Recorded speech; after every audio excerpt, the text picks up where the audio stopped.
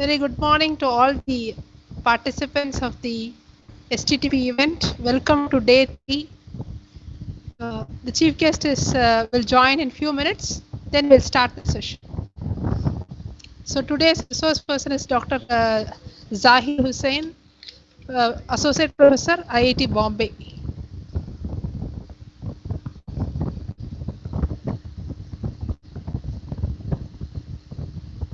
Participants, hope you have enjoyed the 2-day session, day 1 and day 2.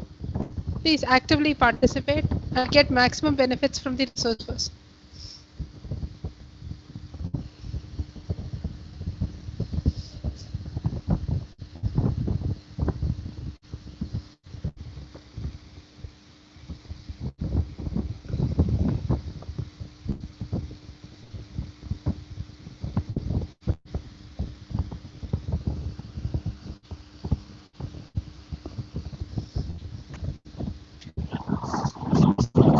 Hi, Prasad sir.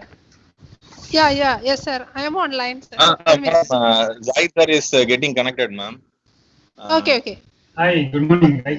Hi, sir. Hello, good morning, sir. Good morning. So you can hear me, right? Yeah, definitely. This is HOD of EEE Department of Kamaraj College, Dr. Kalyani, sir. Nice to meet you.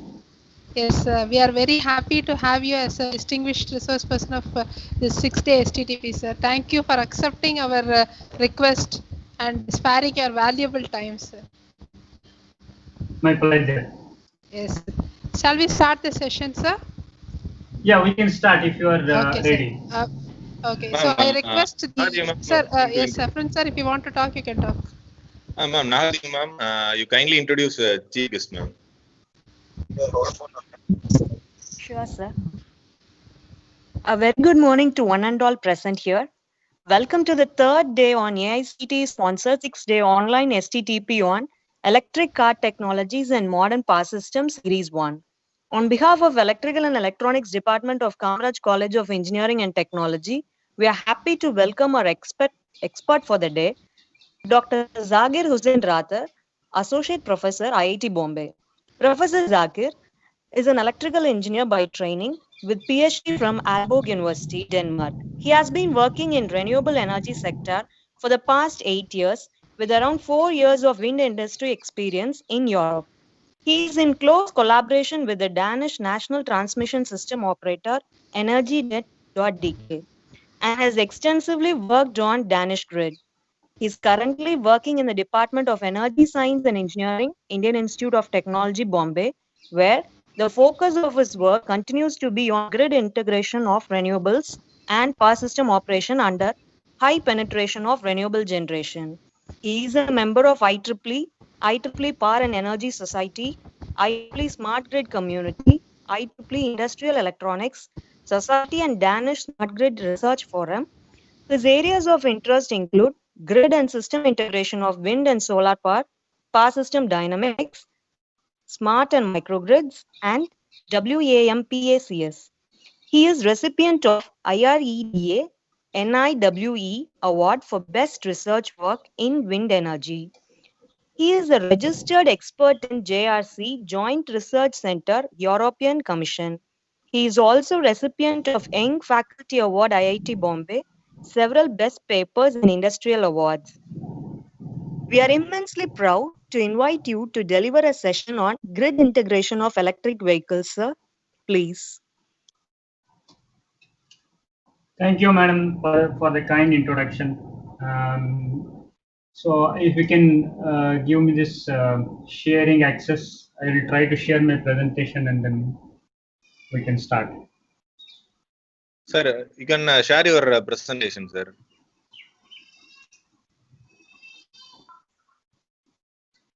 I think you have to make me host, I suppose, before I can share my presentation. Yes, sir.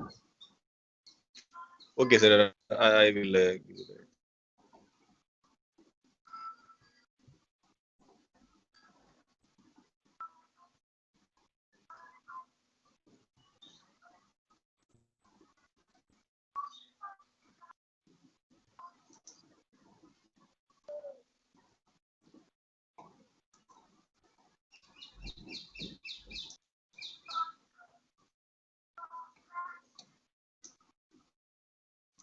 Hari? Yes, sir. Sir, we have made a post and the screen is also visible. Okay.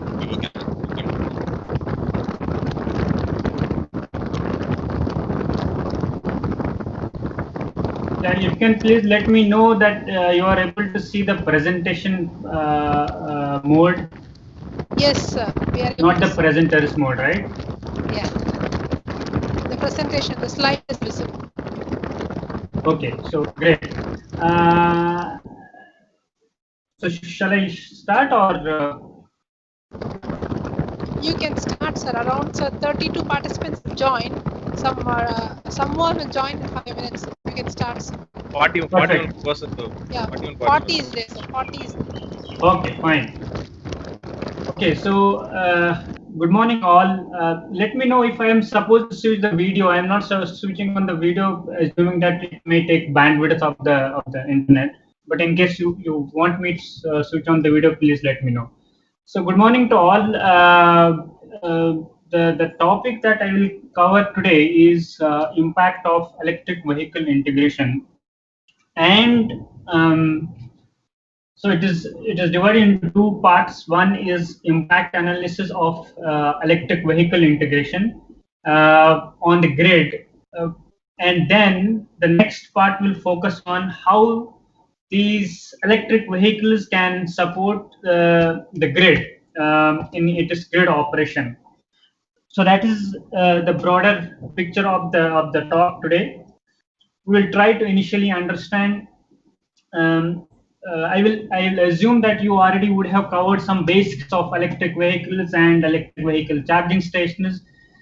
With that assumption that this talk will focus beyond that, how we can integrate these electric vehicles to the grid, and by integrating, what are the impacts that these electric vehicles introduce into the grid, and potentially how we can address those impacts. Not only the impacts, we also will focus on how these electric vehicles can actually support the grid in various aspects in achieving stable and secure grid operation, in helping in accommodating more and more renewable energy integration. So that is the overall focus of the talk today. So let us see some basics of electric vehicles in the context of modern power systems. So if you see that when we see the electric vehicles, if we see it as a passive load, we have to plan the grid accordingly, because we have to provide the electricity to large number of electric vehicles that will come into the grid, and on the generation side, on the transmission side, and distribution side, the grid has to be planned and operated accordingly. But as we all know that the electric vehicles are not simple passive loads, they can potentially, technically, also supply power to the grid. So if the charger is having a bidirectional feature, and the vehicle owner is ready to supply the power to the grid, and the grid is ready to take that power, then we can have grid to vehicle power flow as well, which means we can have a bidirectional power flow. So therefore, the electric vehicle is not a simply passive load; it is a generator also, which we normally call as a prosumer. So it can consume the power, it can generate the power. And to accommodate this large number of electric vehicles, the grid also needs to plan the infrastructure for these charging infrastructure and its accommodation at the distribution level, because primarily this electric vehicle charging infrastructure is going to be integrated at the distribution voltage level. This is the same basic statistics. 2019, as of 2019 end, you can see roughly 7.2 million vehicles are already there. And as of 2018, that is 2018 figure, but I have added in the bar chart 2019 also, as I mentioned. roughly 7.2 million vehicles are already there on the road. 45% of which were in China as of 2018 figure, which means the huge chunk of these electric vehicles are currently in China. In addition, there were 250,000 electric light commercial vehicles. If you look at the Indian side, we have had 0.1 million EVs, and of course, we are relatively a bit past several countries when it comes to the electric vehicle integration. But India has an ambitious target of integrating large number of electric vehicles, and it is picking up quite fast. So therefore, the forthcoming years are expected to see large number of electric vehicles on the roads of in India, and getting those connected to the existing grid. This is the forecast of electric vehicles down the line. We have different electric vehicles. If you see, we have this PLDVs, that's passenger light duty vehicles. We have this light commercial vehicles. We have BEV battery electric vehicles, and you can see accordingly how the growth of these electric vehicles is expected to grow down the line. So it means we are going to have a lot of electric vehicles in the grid, which means a lot of this energy vector shift from this oil and gas is which currently are being used by the vehicles, by the mobility sector, is going to be shifted to the grid, to the electricity load.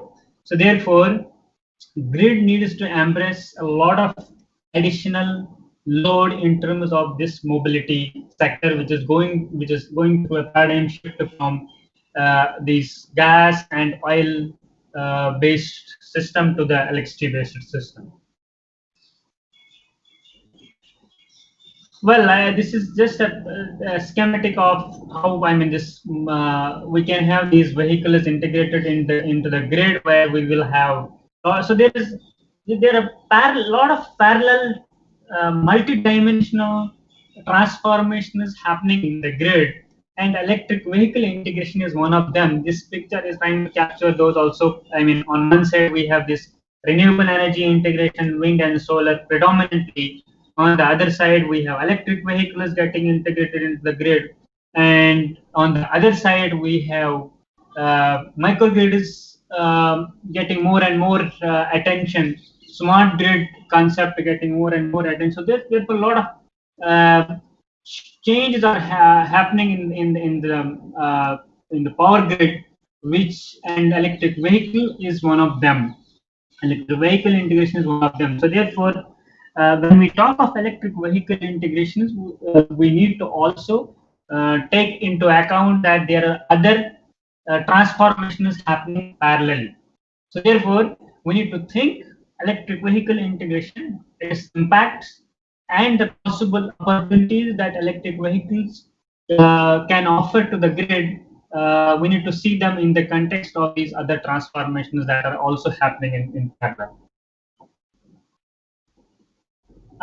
This I assume most of you know that we have different charging, these EV charging possibilities, level 1, level 2, level 3, and DC charging for different capacities.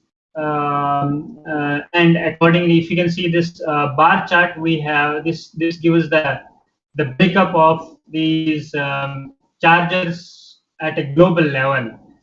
You can see the most of the chargers are private slow chargers designed for the cars, and public this charging infrastructure is relatively quite small in number, but down the line it is expected to grow also significantly. But at the same time, the private charging stations are also going to grow significantly.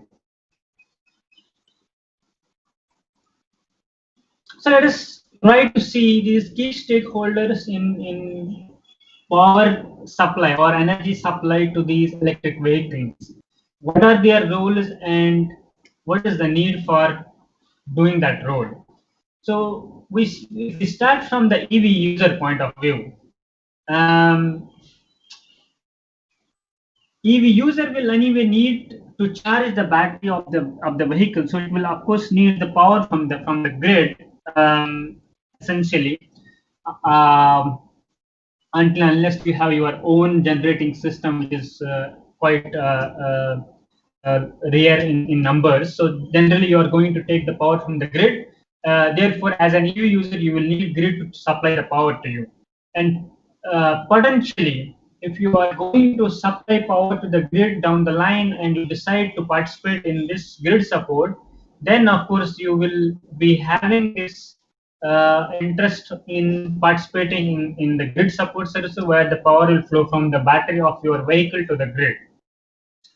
But irrespective of that, you will need the power to flow from the grid to your vehicle battery storage. And you also need to take into account different factors, such as there should be sufficient charging infrastructure available in the system, and you also need to have proper charging strategies such that it does not affect the battery beyond a point. And one of the important factor in this large scale participation of electric vehicles in grid support is the communication, which is very essential, communication part of it. So EV supply equipment operators, obviously, they will have to deal with EVSE management, charging process management, and other related matters. And they will also have to get into this maintenance and control of these charging systems, and communication interface, as I already mentioned. Energy service company, again, delivery of energy to the electric vehicles, aggregation. I think we'll talk a little bit more about the aggregation at a later stage, and delivery of ancillary service to the grid, which I was talking of, grid support services. This energy service company operator is going to participate in, play a role in those directions. One of the key stakeholder of this in electric vehicle integration is going to be this distribution system operator and transmission system operator. So the first contact with the electric vehicles is likely to be the distribution system operator. So what is the role the distribution system operator will have to play is delivery of power to the electric vehicle for charging. But to deliver the power to the electric vehicles, it will need to plan the distribution system feeders accordingly, depending on the forecast of electric vehicle growth in that particular distribution system. And you will also need to have this demand forecast. So demand forecast is nothing new. It has been happening for over a century now, and there are developed methodologies to forecast the demand. But when we are adding more and more electric vehicles, the demand forecast has to be accordingly customized such that it captures, because it is also this electric vehicle demand will also have to be forecasted as precisely as possible and integrate that with the actual demand forecast that is already being happening. So therefore, that it is a key for the distribution system operator to have a proper forecast, long-term and short-term forecast of these electric vehicles in their distribution system, and then consider congestions in the grid, in the distribution system, and focus on other factors such as maintaining the power quality and other related matters. When it comes to the transmission system operator, that is the grid operator, then the grid operator, as we will learn in the next presentation, a little bit more about unit commitment. The unit commitment will have to change when it comes at the grid level, when it comes at the management or planning at the grid level, depending on how many electric, because the grid distribution system operator will be involved at a smaller regional level, wherever the distribution system is, while as the grid operator will come into picture at an aggregate system level, where there are going to be all these distribution system operators coming under it, and it means there is going to be aggregate load of these all electric vehicles, and the grid operator would need to have its unit commitment accordingly framed. Not only unit commitment framed, but also the way it runs the unit commitment has to be also accordingly customized to accommodate this large number of electric vehicles in the grid. Now that is a kind of advanced planning, unit commitment. But when it comes to the real time operation, then it has to also focus on the balancing, because the electric vehicle charging is not something which you can schedule the way that you will schedule the commercial thermal power plants.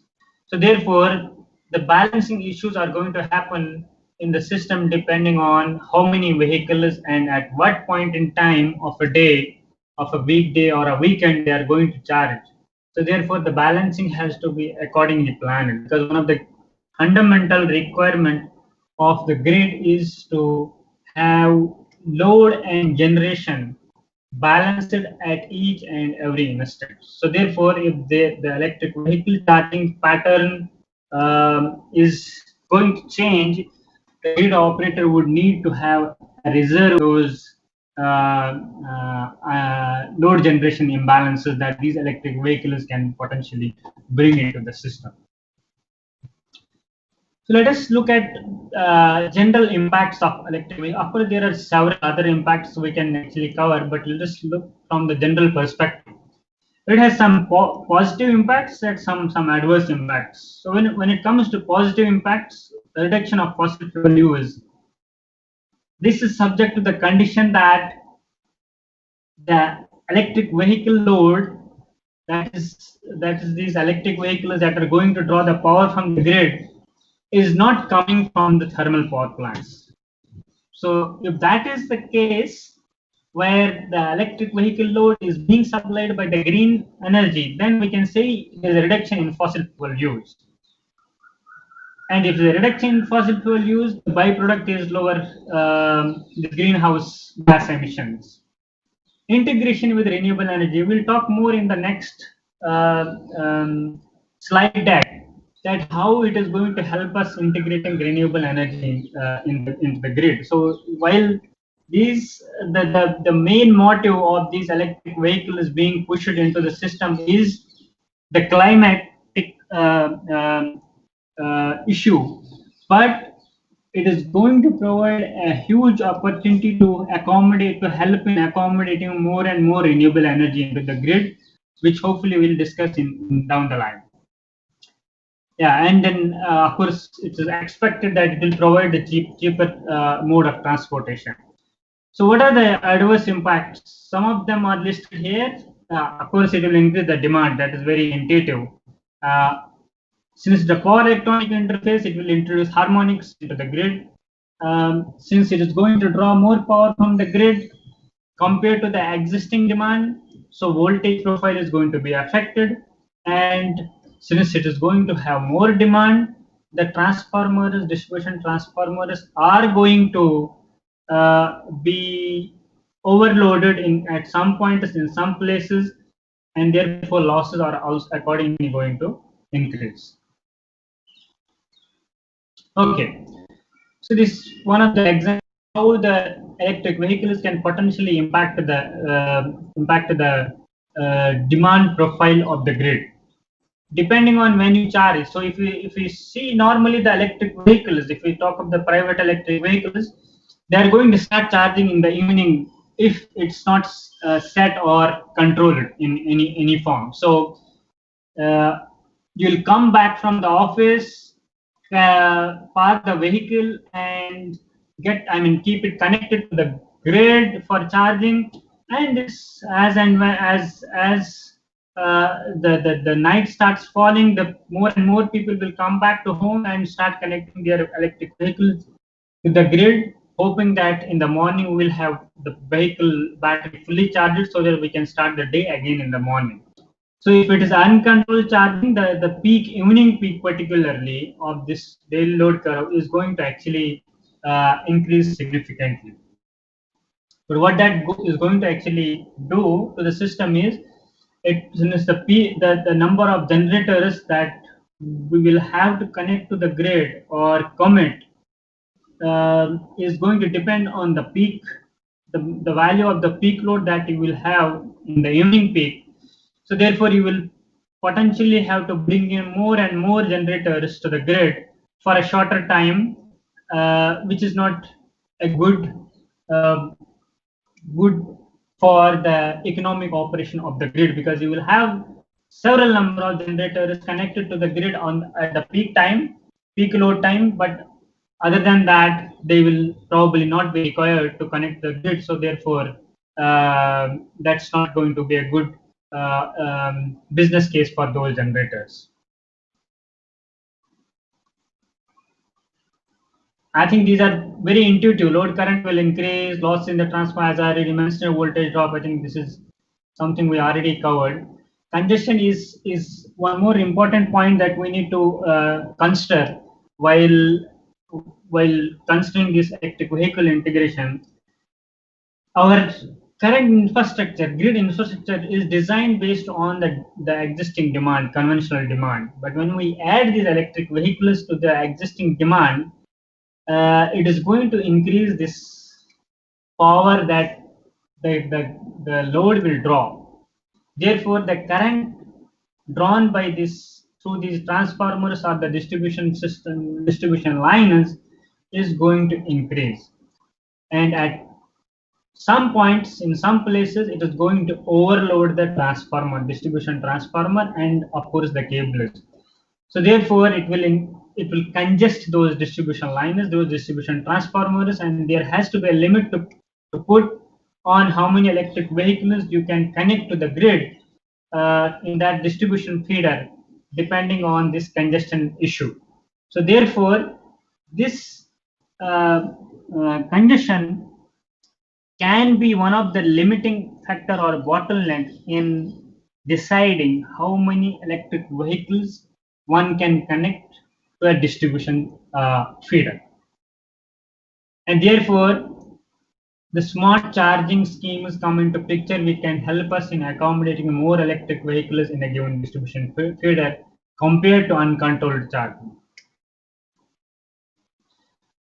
If we try to organize these challenges of electric vehicles in grid integration, we can divide them in different categories. One is power system stability issue, frequency stability, voltage stability, rotor angle stability.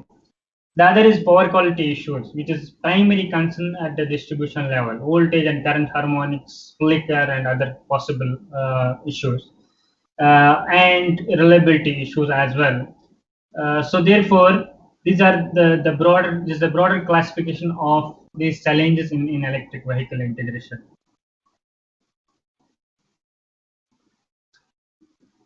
So this slide shows, and this and next slide shows how this electric vehicle charging is going to have impact on the distribution system. Load impacts, which I already mentioned, large scale EV deployment decreases supply adequacy, which is obvious. Necessitates additional power plants, which we already touched upon. Increases utilization of the existing capacity. Then EV load impacts on the transformer aging. Again, as I mentioned, if you draw more power to the transformer is overloaded or operating close to its rated power for most of the time, then of course its lifetime is going to be affected. Losses will obviously increase.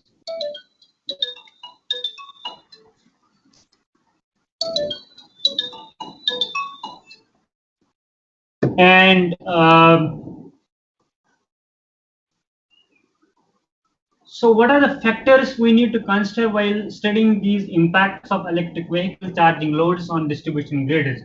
The first thing we have to see EV penetration level. How much EV penetration level we will have in the distribution system, distribution feeder, or in other words, can we find how much is the maximum electric vehicle penetration level a distribution feeder can handle without any additional infrastructural change?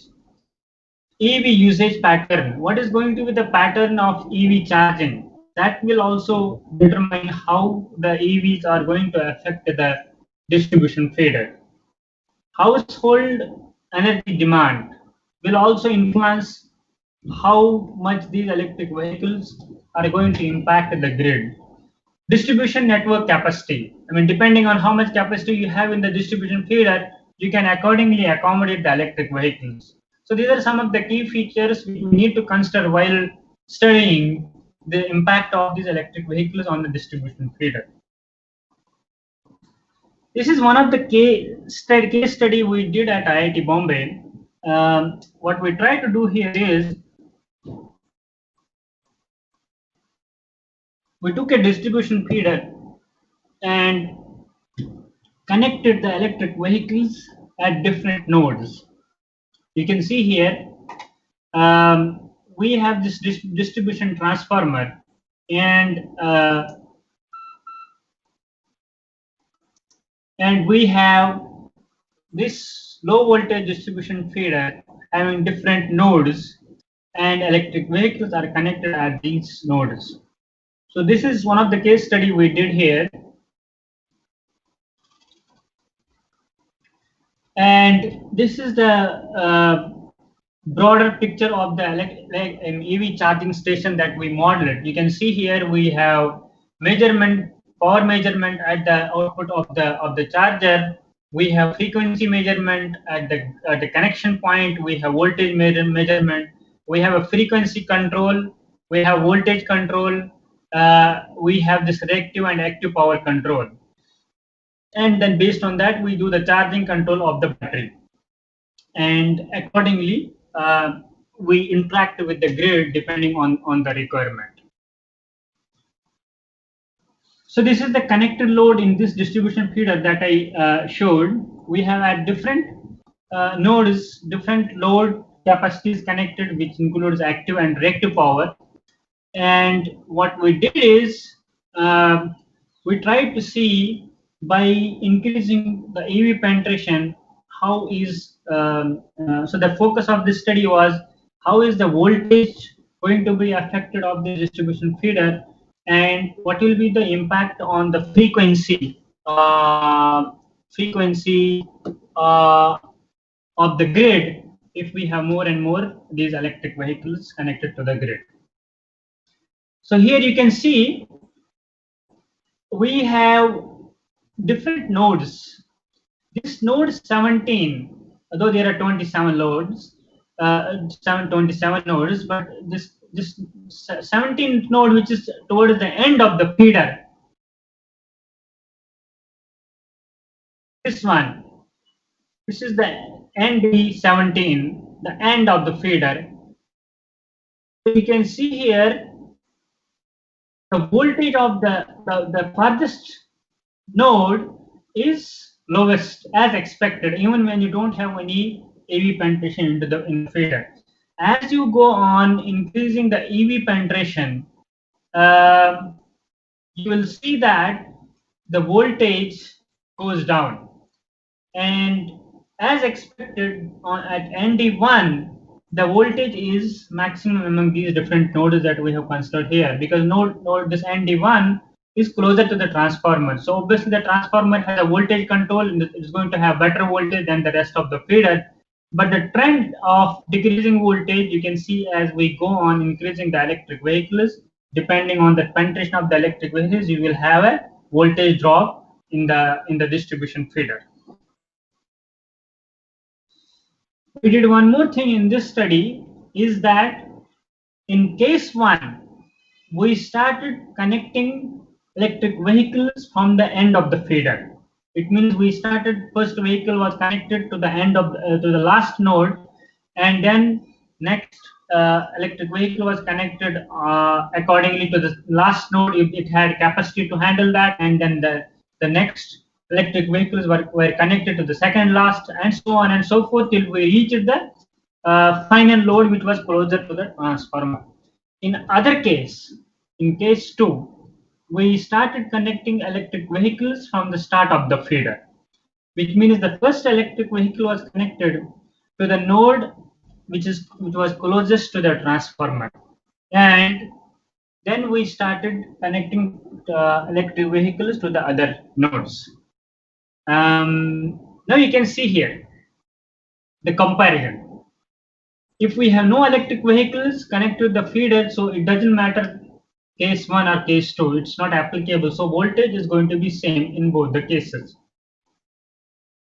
However, as you move on, connecting vehicles, depending on whether you start from the end of the feeder or from the start of the feeder, the voltage is going to be different for same number of electric vehicles. For example, if you take this 12 number of electric vehicles, if you had started from the end of the feeder, your voltage is going to be lower compared to the if you had started from start of the feeder connecting electric vehicles, which is obvious because if you connect electric vehicles, for example, if we compare these 2 points, 12 number of electric vehicles, 12 number of electric vehicles in this case, that is case 1, are connected towards the end of the feeder.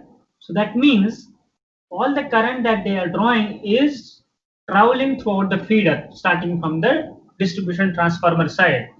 If you have higher current drawn from the distribution feeders, distribution transformer side, you will have more voltage drop across the feeder, and therefore you will have less voltage at that point. But in case of end of the feeder, in case of start of the feeder, that is case 2, since the electric vehicles are getting decreased as we move from the transformer to this node, to this point, that the voltage drop is accordingly decreasing, and therefore the voltage in this particular case is going to be higher. So it shows that if you have to plan the electric vehicle connection, and if it is possible to change influence the way that electric vehicles can be connected to the distribution feeder, it is more appropriate to start from the distribution feeder rather than from the end of the feeder. Okay, so in the previous slide, I was talking about the voltage. Here I am talking about the congestion loading. Now you see here, this is voltage and this is the EV penetration on x-axis. We have this 2 y-axis, one is the voltage and the other is loading of that feeder. So you can see here, as we increase the EV penetration, the voltage is decreasing as expected, as we learned in the previous case.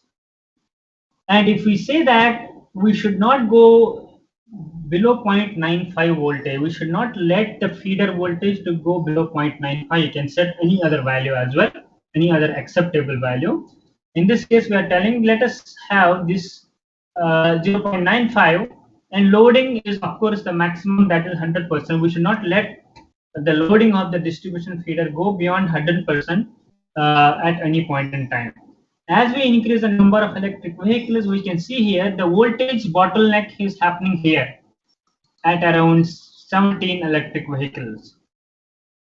So therefore, the voltage bottleneck in this particular case reaches first before the congestion, while as the congestion is becoming a bottleneck at around 21 number of electric vehicles, because at this point in time loading is touching 100%, and then beyond that it is going to be overloaded. The distribution transformer is going to be overloaded. So therefore, what limits us now in integrating more and more number of electric vehicles is these constraints, that is voltage constraint and the congestion constraint, loading of the feeder. Now you see, this is the case study where we are starting from the end of the feeder. For the same reasons as I mentioned in the previous slide, we are doing one more case study, which is when we start connecting electric vehicles from the start of the feeder. And in this case, we can see the voltage and loading is hitting the bottleneck simultaneously at 24. So it means if we start from the feeder, if we start connecting electric vehicles from the start of the feeder, then we are able to have 24 electric vehicles connected to this distribution feeder. While as if we start connecting electric vehicles from the end of the feeder, then we'll have potentially 21 only maximum number of electric vehicles that we can connect to this feeder. So this shows, depending on how you plan the electric vehicle charging infrastructure in your distribution feeder, the number of electric vehicles will vary that you can connect to that distribution feeder. This is the active power losses in that distribution feeder.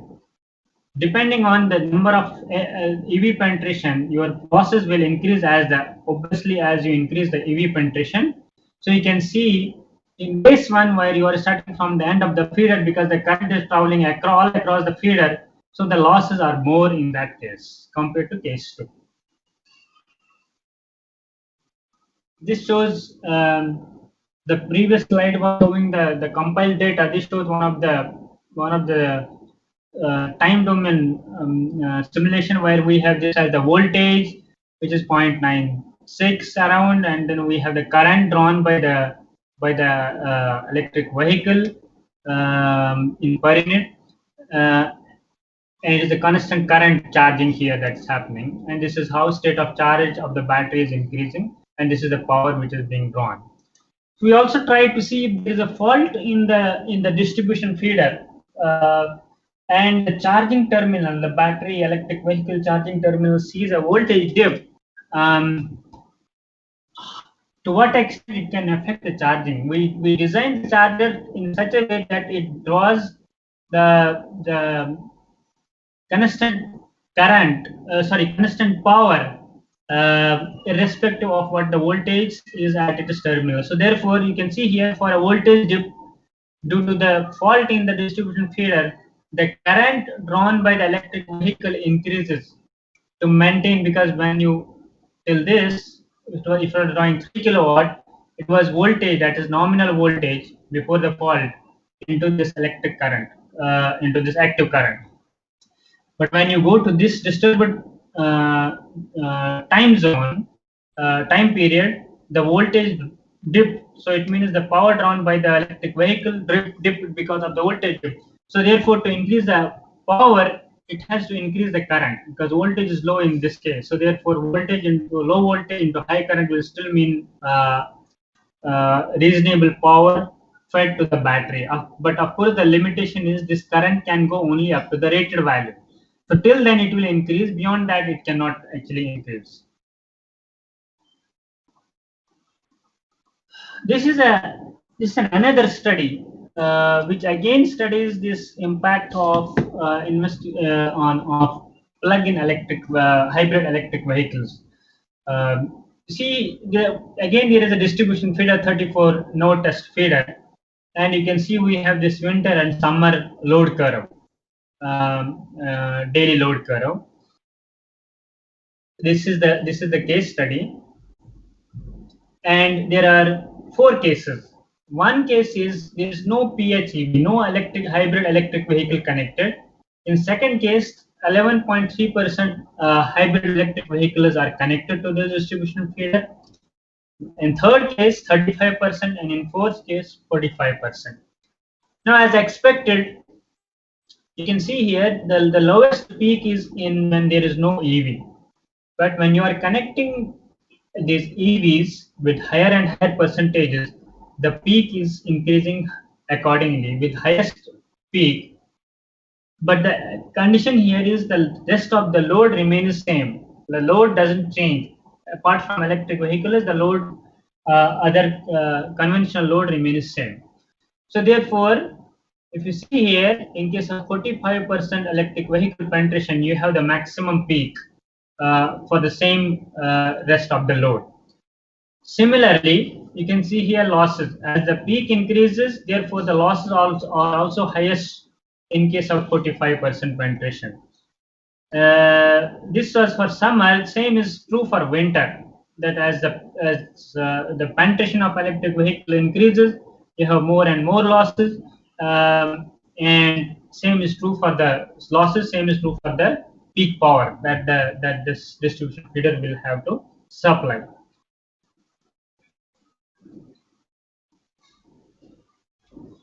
This is a summary of the results. You can, I think, which is clear from the plots also. You can see for 45% this plug-in hybrid electric vehicle penetration, we have highest peak load, that is 607 kilowatt. We have here highest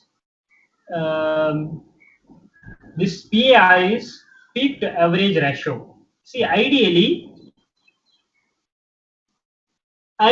we would like to have this peak to average or load equal to unity, because that is the ideal case where you have a uniform load throughout the day, and then you can actually utilize, you can plan the distribution feeder accordingly and have best utilization of the distribution feeder. What is happening in this case, we have to design the distribution feeder for this peak load, while as for rest of the time of a day you never have this peak loading. But since this peak loading is happening at a point in a day for a shorter period, we have to design the distribution feeder as per this capacity. But if you have an ideal case, peak to average load equal to unity minus the flat load curve, you don't need to design for this peak. You will design it for one value and it is going to be utilized throughout. So therefore, in ideal case, peak to average ratio should be unity. But as you see here, as you increase the PHEV, because peak load is increasing, so therefore this ratio is increasing with highest value for this 45% penetration in summer. Winter has better ratio compared to summer. The reason is obvious, because in this particular case in winter there is the off-peak load is also reasonably high.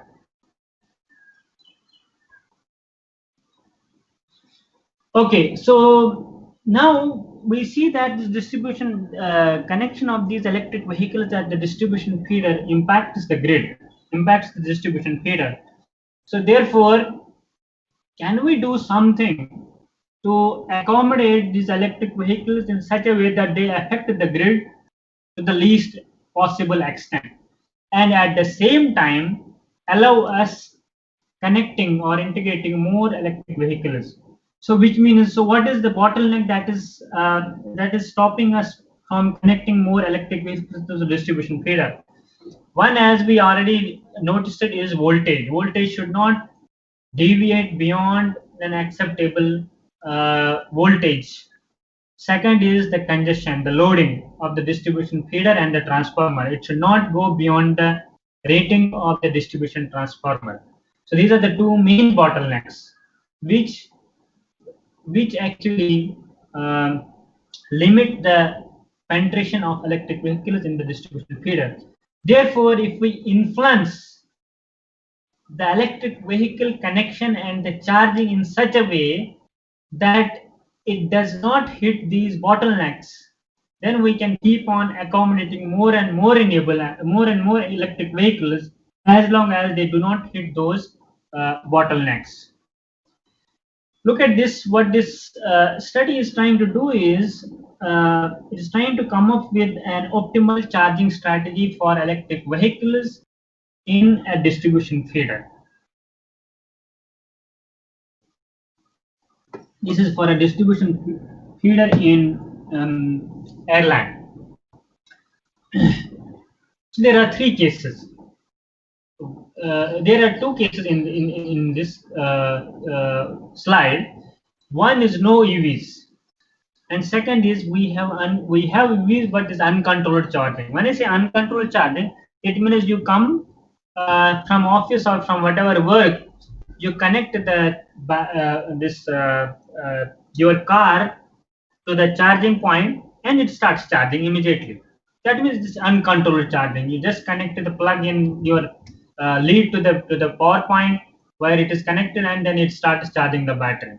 So it all depends on when and how many these electric vehicles are getting connected. So there is no control on the charging. Of course, individual control is there. Whatever control you have in the charging unit, that's going to be there. Like it should not hit the maximum current that the charger will allow.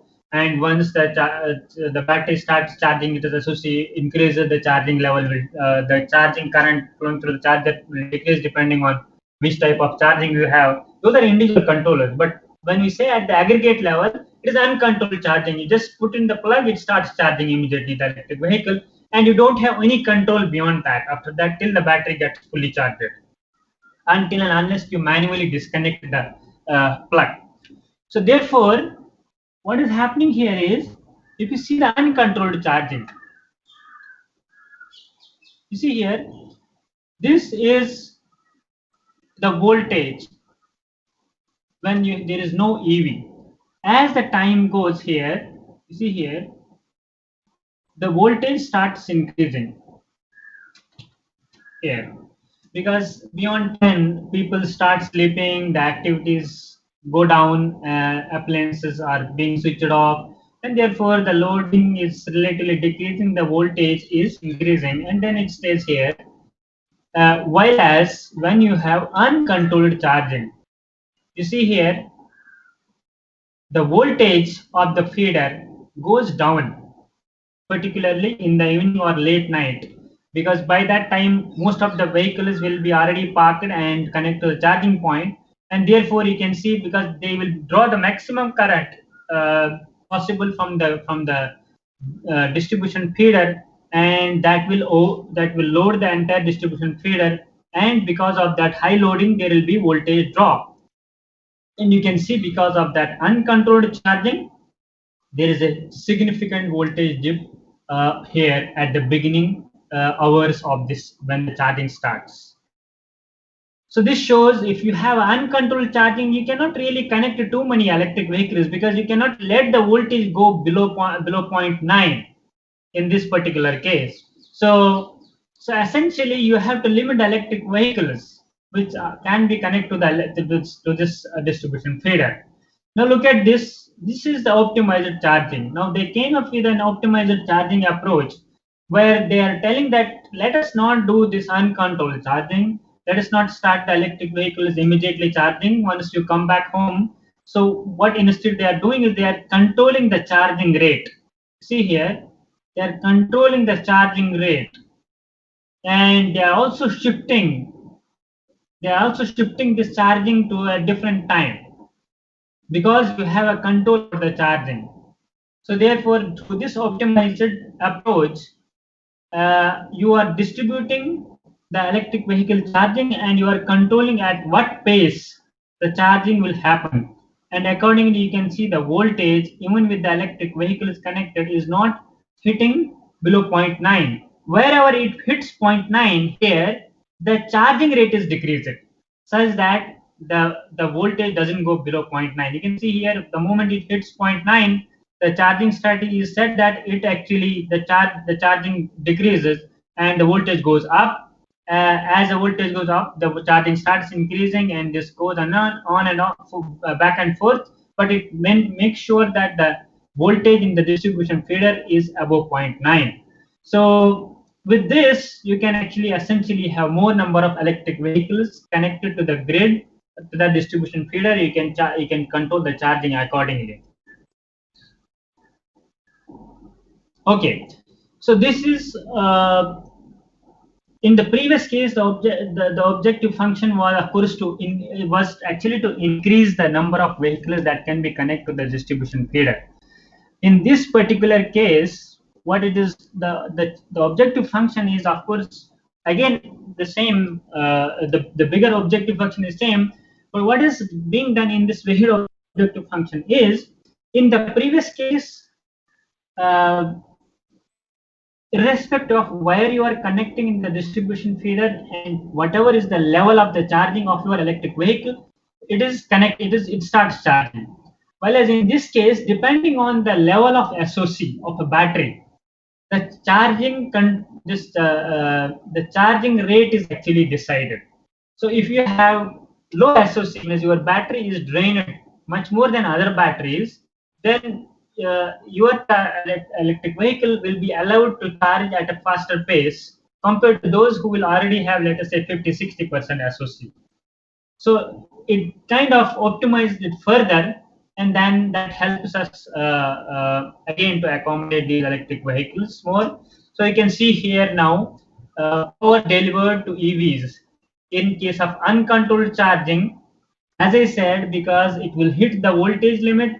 So therefore, you cannot allow the electric vehicles beyond that. So therefore, in this particular case where we have no control on the charging, that is uncontrolled case, they could connect only 21 electric vehicles, because beyond 21 electric vehicles, 21 out of 67, beyond 21 electric vehicles, it will actually violate the voltage limit.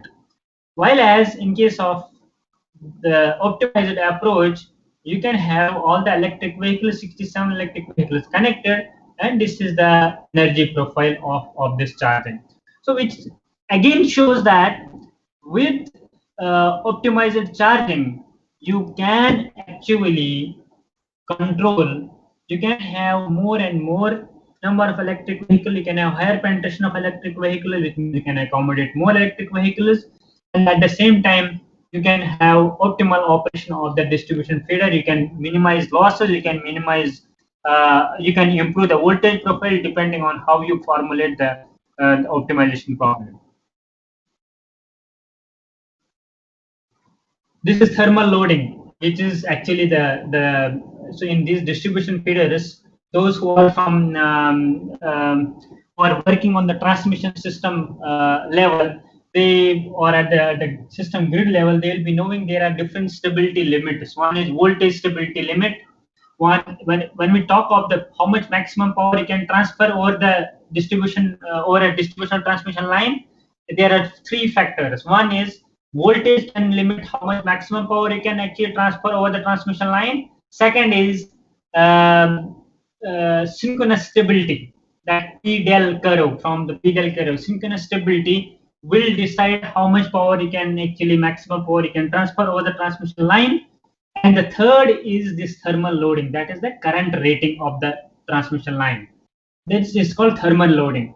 In short, transmission lines or distribution lines, it is this thermal loading which is the bottleneck. Out of these three, only one hits first. So therefore, for example, in a long transmission line, it is the synchronous stability, power del stability, which is deciding how much maximum power you can transfer. In short transmission line, this thermal loading hits first. So therefore, in this distribution feeders, thermal loading is more important because this is going to be hit first. You can see here in uncontrolled charging. So this is no EV. Of course, thermal loading is going to be less when there are no EVs, means less load. Whereas if you have these optimization approaches, you will have some thermal loading, additional thermal loading on this system distribution transformer, and it is still not 100%. This maximum you can see is 70 in this case. Whereas in winter, this is the profile. Okay, so far we were discussing only unidirectional power flow from the grid to the vehicle. But as I mentioned in the beginning, we can have technically also vehicle to grid power flow. So we need to understand why that is required. As I already pointed out to some extent that is required for the grid support services.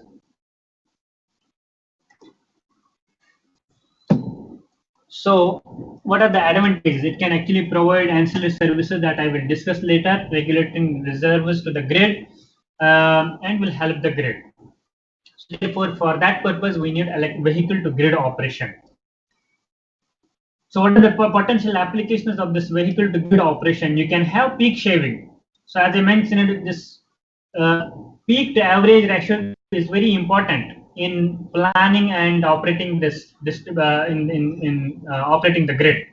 So therefore, if you reduce that peak to average ratio, it's going to help you. So therefore, we call this peak shaving. If you so it is like if you charge your shift the charging of your electric vehicles from the peak period to off peak period, you will help in decreasing the peak load. So therefore, accordingly, you will help the grid. You can provide the reactive power support to the grid, the distribution system, because this charging station is nothing but a bidirectional power electronic converter. Those who are working on the power electronic side, you can supply power, reactive power from the inverter, even without having any energy storage on the DC side. All you have to maintain is DC link voltage. As long as you are able to maintain DC link voltage on the DC side of the inverter, you can supply the reactive power on the AC side. Same is the case here. In case of this bidirectional converter, you can maintain the DC link voltage. You don't need electric vehicle to be connected to the charging station here. All you need to have charging station connected to the grid. It will draw some minor minimum power to maintain that DC link voltage on the DC side, while at the same time it can theoretically allow this converter to supply full rated reactive power. So therefore, these electric vehicle charging stations can be used to supply reactive power to the grid and help in voltage control. Support renewable energy integration. This we will discuss in detail at a later stage. So let me skip this. And these are the potential applications. There are several others, but these are some of the major potential applications of vehicle to grid operation. Let us discuss them at a later stage. We will not discuss all of them in detail, but some of them we will discuss. For example, voltage support we will discuss. Renewable energy accommodation, increase in renewable energy integration, that will discuss. Frequency support, that we'll discuss. But there are several other applications also that these vehicle to grid can actually provide. So what are the motivations to have this vehicle to grid operation?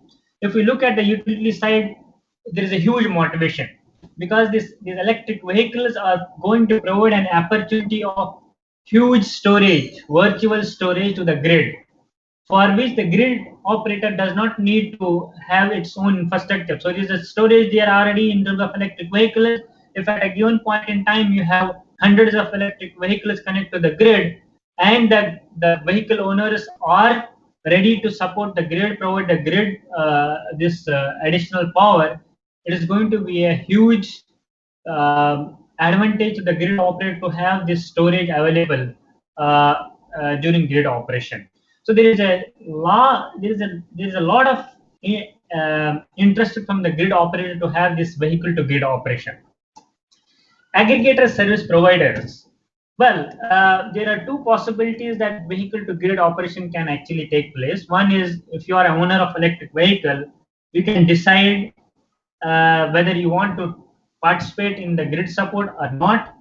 And if you want to participate, what are the conditions, how much minimum SOC you want to maintain, below which the grid should not drain your battery.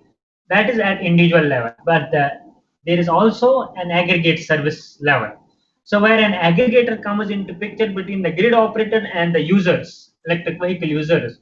So the this aggregator will have contract with hundreds and thousands of electric vehicles, and then will be as a nodal point between the grid operator and the electric vehicle users. And this aggregator can actually provide grid support services at a large scale. The other option of the aggregators is these cab aggregators. For example, Ola, Uber. If they have all electric vehicles, they can themselves act as an aggregator. The other option is third party aggregator, which will have the contract with different electric vehicles. So there are motivations at all levels. At the user level, you would like to earn money. Then only, I mean, otherwise it doesn't make sense to support to drain the battery for the grid. So if there is a dynamic electricity market where the prices are different at different points in a day, typically lower at the off-peak load and higher at the peak load. So it means in the evening the prices are going to be high, while as during the day, let us say 11 a.m. 12 p.m. the prices are going to be low because the demand is less. So what that will allow the electric vehicle user is to charge in those off-peak periods where the prices are going to low, and then pump the power to the grid at the peak time, where the charges of the same electricity per unit charges are going to be high. So that will fetch some revenue to the EV user. So there are motivations from the user side as well as the grid operator side and other stakeholders side. So these are future focus of EV integration into the power grid. We have to manage this charging. There are different challenges in in charging of these electric vehicles. They can be also used as an emergency backup. We have power quality issues. It's not easy to have a proper and high accuracy estimate of how many electric vehicles are going to be connected at a given point in time to the grid. And if there are n number of electric vehicles connected to the grid at a given point and the grid gets disturbed, how to control the charging? Because one of the extreme example is all the electric vehicles participate in the grid operation, grid support operation, and the grid need is immediately, let us say, 100 megawatt of power, and your electric vehicle locally is detecting the frequency and sending the power to the grid. Now, if all electric vehicles will start supplying power to the grid, it may actually cross that 100 megawatt, 200 megawatt suddenly pumping to the grid. So therefore, that is the other headache for the grid. Then it will be over generation. So how to optimally control these charging, discharging of these electric vehicles at the system level is one of the problem that is still there, which needs to be addressed. Apart from that, there are other, I mean, several problems which are being investigated and are actually still open research problems, which some of them we might touch in the next presentation. So that's all for this part of the presentation. I think if there are any questions, I would like to take those questions, and then the organizers can decide whether to take a break or continue with the next presentation. Thank you. Sir, we can have a break for 10 minutes, sir. After that, we can continue our second session, sir. Okay, or if there is any question at this point in time, I can take that and then we can have a break. Okay, sir. Participants, if you have any questions, you can post it in chat box.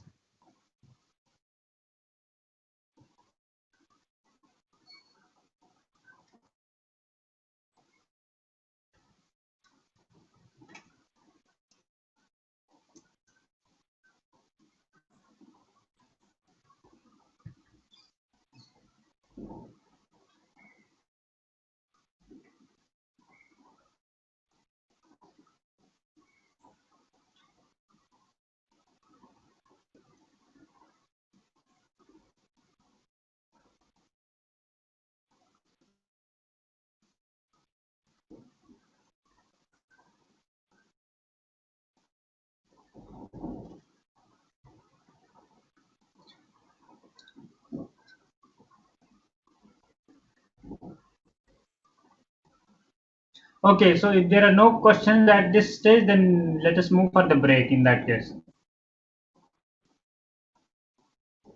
Okay, sir. Renu? Dear professors, it's time for a short coffee break. The next session will start promptly after a break of 10 minutes. Thank you.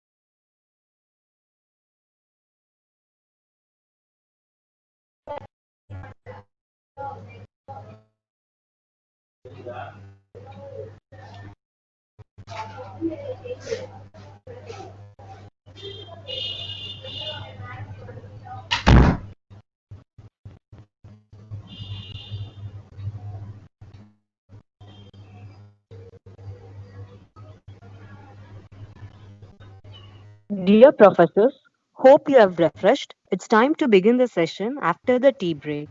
Sir, please.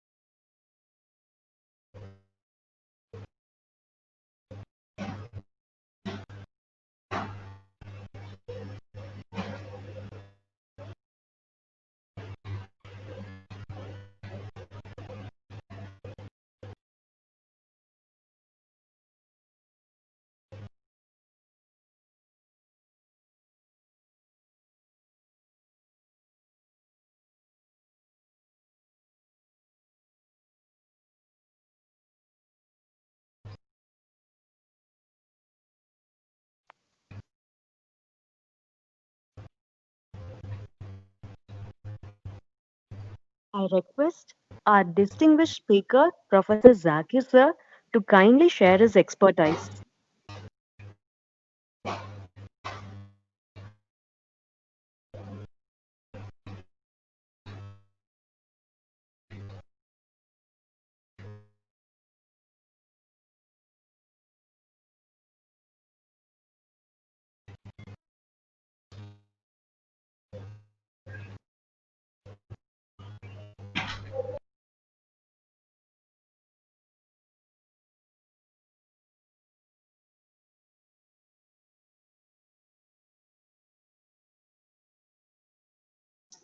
Yeah, thank you, ma'am. So please see if the new presentation is visible to you. Yes, sir. Sir, good Okay, morning. Once again, sir, I have a small question, sir. please go ahead. So what will be the major challenges faced in the design of electric vehicles, sir? In what area we have to work on more? See, electric, there are different aspects, different levels at which one can work. One is at the electric vehicle level, where if you are looking on, you can look at the driver's side, how efficiently you can actually design a drivetrain for these electric vehicles. Not only efficient but also reliable and robust drivetrain for these electric vehicles. At the same time, if you look at the, I mean, which motor you will use, because it's a high-speed motors, permanent magnet synchronous, or which motor. That's also one of the critical issue that one can actually look at. Um, at the charging side, you can look at uh, how this robust charger can be designed. And one of the issue currently is, I mean, not significant issue, but it is still yet to be completely addressed, is the standardization of these chargers. How to tackle that issue? We'll have different vehicles from different manufacturers, and they will have their own standard of the charger. So how to address that? It's not only the ones the charger is there. I mean, there are the charging stations have to be there, and repairing and other things. So therefore, how to standardize this charging is also one of the aspects that one can actually look at. Um, the other would be how to design a charger with different functionalities, different features, increasing its features in terms of how it interacts with the grid, how it interacts with the vehicle, which you can call as a smart charger. That is at the charging station level. Then when you look at this grid integration level, how effectively you can control the charging of the electric vehicle when you have a group of electric vehicles, such that it has a least impact on the distribution feeder on the grid, but at the same time it provides the opportunities for the grid operator to use these electric vehicles for the grid support. um, there is also several actually aspects which can be studied at the grid level, how these electric, for example, in Indian scenario, for example, we have this 2030 plan for the electric vehicles. How that 2030 plan is going to play out in our grid, that is going to be there at that point in time with lot of renewable energy already into the grid. How we can handle such a large volume of electric vehicles at the grid level, how they can impact the grid, what could be the worst possible scenarios, and how we can tackle those issues. And at the same time, how we can use this mass of electric vehicles to help the grid handle this high penetration of renewable. So there is a range of new things one can actually explore depending on which background you come from and which section, which direction of it you want to go. You want to go at the electric vehicle level, or you want to go at the charging infrastructure level, or you want to go at the distribution level, integration level, or you want to go at the grid integration level. I hope that gives some idea to some extent. Definitely, sir. Sir, one participant has asked one question.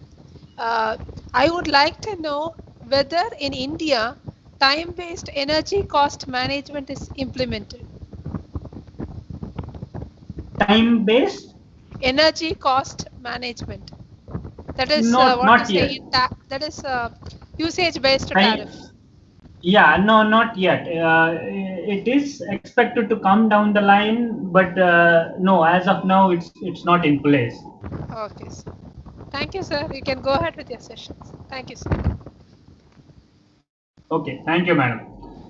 So just please let me know, are you able to see the presenter's view or presentation view?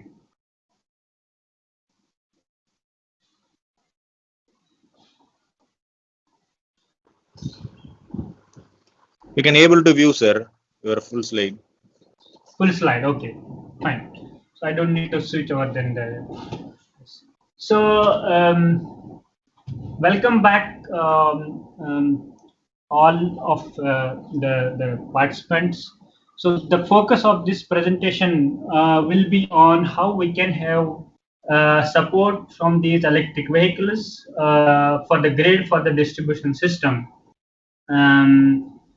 But what I felt is, before going into what are the possible support services these electric vehicles can actually provide to the grid, we need to understand how the grid we need to understand the basics of how grid operates, what are the issues in the grid operation, and what are the issues with the renewable energy integration, and then try to connect how these electric vehicles are going to support this grid through those support services. So therefore, the initial focus will be in understanding how grid works and how this renewable energy plays out. Then we can, in my opinion, connect it better how these electric vehicles can help the grid down the line.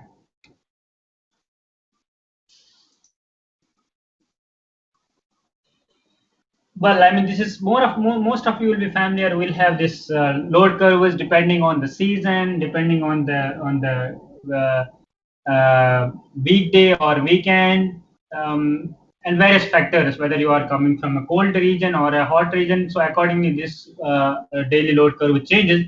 Why I have put it on the first slide, the reason is that the entire grid is actually is revolving around this load curve, because the main focus of this entire grid is to serve this load curve. So this shapes how many generators will actually be connected to the grid, how many generators will be there, how much generation will be there, how that those generation will be controlled. This is one of the key factor in actually deciding how the grid is going to actually work.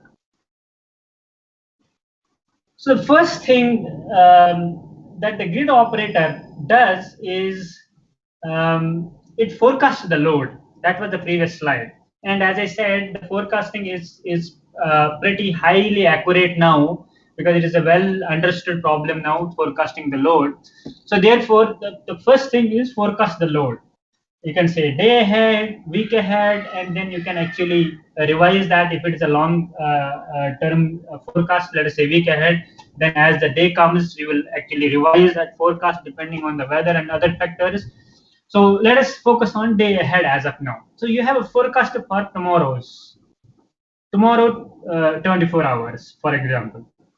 And now if you have a forecast for tomorrow of the load, now you need to decide how many generators at a given interval of time tomorrow I need to have up in the grid, because this load is changing. So typically in the conventional system you have a 1 hour unit commitment interval. So you do this unit commitment problem for every hour. And what is the objective of unit commitment? To minimize this operation, to minimize the grid operating cost. So therefore, with that objective function, it will find out tomorrow for a given load forecast in a given unit commitment hour, how many generating units out of the ones that I have in the grid should be connected to the grid in that particular hour. Let us say that is nth hour next day. So first thing that the grid operator will do is actually plan and find, based on this unit commitment, whose objective function is to minimize the cost, is to find how many generating units should be connected to the grid at a particular hour tomorrow. Now how it will decide? In a deregulated market, all the generating units will actually bid for tomorrow, and they will say, this is my power that I will be able to generate tomorrow in different operational hours. Depending on that, the grid operator will actually and this is the price. The generating the generating unit will also actually put the bid. It will put the capacity of generation and the cost as well. So therefore, depending on the rating of the generator, availability of the power, and the cost of the power, the grid operator will decide how many generators and which generator should be operated in a particular unit commitment hour next day. This is a simple example you can see here. We have 3 generators, and 3 generators have different capacities, and we have to supply a load of 550 megawatt. The load is 550 megawatt. Now we have 3 generators. If you see the first possible combination, we have 1 off, 2 off, and 3, all 3 off. So therefore there is no power, so it is infeasible. Second possibility, first 2 off, third on. The maximum power it can supply is 500 megawatt, but our load is 550 megawatt, so it is infeasible solution. Second, the next is this third option, first off, second on. I mean, it's a 3 units, so you can have 2 to 3 8 combinations. So all combinations are actually found here, and then you can see there are infeasible options and there are feasible options where you will be still able to supply the power to the load. And we have to see the cost of all the possible feasible options. If you see here, this option where we have only generator 1 on and it is supplying 550 megawatt because this capacity is 600 megawatt, it is the least cost option. So therefore we'll go for it. Now you can see here this last option where all 3 generators are on is infeasible, which we need to understand. I mean, some of you might be already familiar with. We need to understand that even though this is these 3 generators all on, it looks strange that it is an infeasible solution. The reason for it is, even though the maximum power that these 3 generators can supply is 1500 megawatt, but the minimum they can supply is 600 megawatt. While as the load you have to supply is 550 megawatt only, so you cannot have more than that.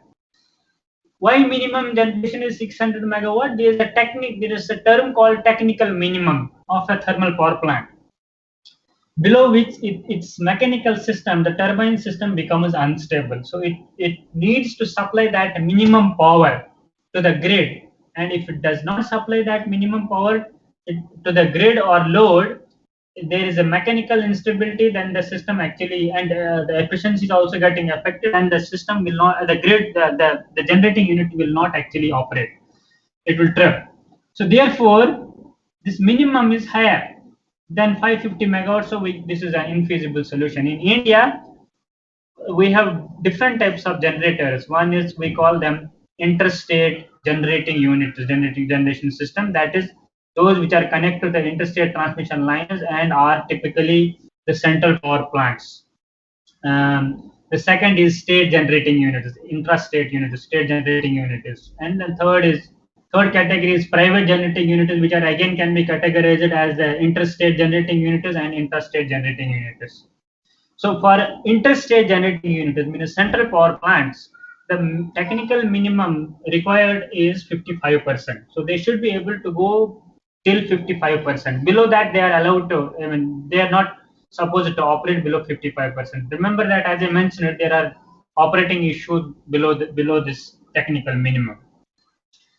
So this is how unit commitment is done. You find the number of units, how many units I will need to be connected to the grid at a particular operating hour day ahead. And this is there's a load curve, and then if you see here, we have 3 units. Initially we have load, let us say 550 megawatt, and this unit is 600 megawatt. So this unit will take care of this 550 megawatt. So up to this point, we need only unit 1 to be up. But when we reach this point, the load increases beyond 600 megawatt. Then we need to bring in 1 more unit. So at this particular operating hour, we need to bring another unit, generating unit up. So therefore, for this portion, we have these 2 generators on. I mean, we need these 2 generators to be on next day. Then for this also, the aggregate combination of these 2 generators can supply this entire load. So therefore, again it can actually help. It can supply the entire load. You can say that the total capacity of the two generating unit is higher than the load, but you might be aware that we can, depending on where you operate the generating unit, you can actually supply less load, less power. That is fine as long as it is not actually going below the technical minimum. And at this point, the load is increasing beyond the combined capacity of these two units, so we need to bring in one more unit. So therefore, this is how the unit commitment is done day ahead, finding out how many generating units and which generating units need to be connected to the grid tomorrow in that particular operating interval. This is the first step. Once you find the number of units that will be up for a particular operating hour or operating period, then you need to do the economic dispatch. So what does economic dispatch does? From the given number of units which will be committed tomorrow, how much power each generating unit should generate, because see, ideally the load curve is going to change continuously. So therefore, out of how many these generating units which are committed, each generating unit should generate how much power. So that is given by the economic dispatch. Economic dispatch is interval is generally less than the unit commitment interval. So if you have unit commitment interval of hour, where you do you find this minimum cost for and find the number of generating units that should be up. In economic dispatch, you do again same thing. You reduce the objective function is to reduce the cost, but by dispatching the power among the committed generators. So unit commitment gives us the number of units that should be up. Economic dispatch gives us the generation set point of each generator, how much it should actually generate in a given interval. For example, in India, we have economic dispatch interval of 15 minutes. So therefore, every 15 minutes, the dispatch signal changes for each generating unit. So the next step is economic dispatch.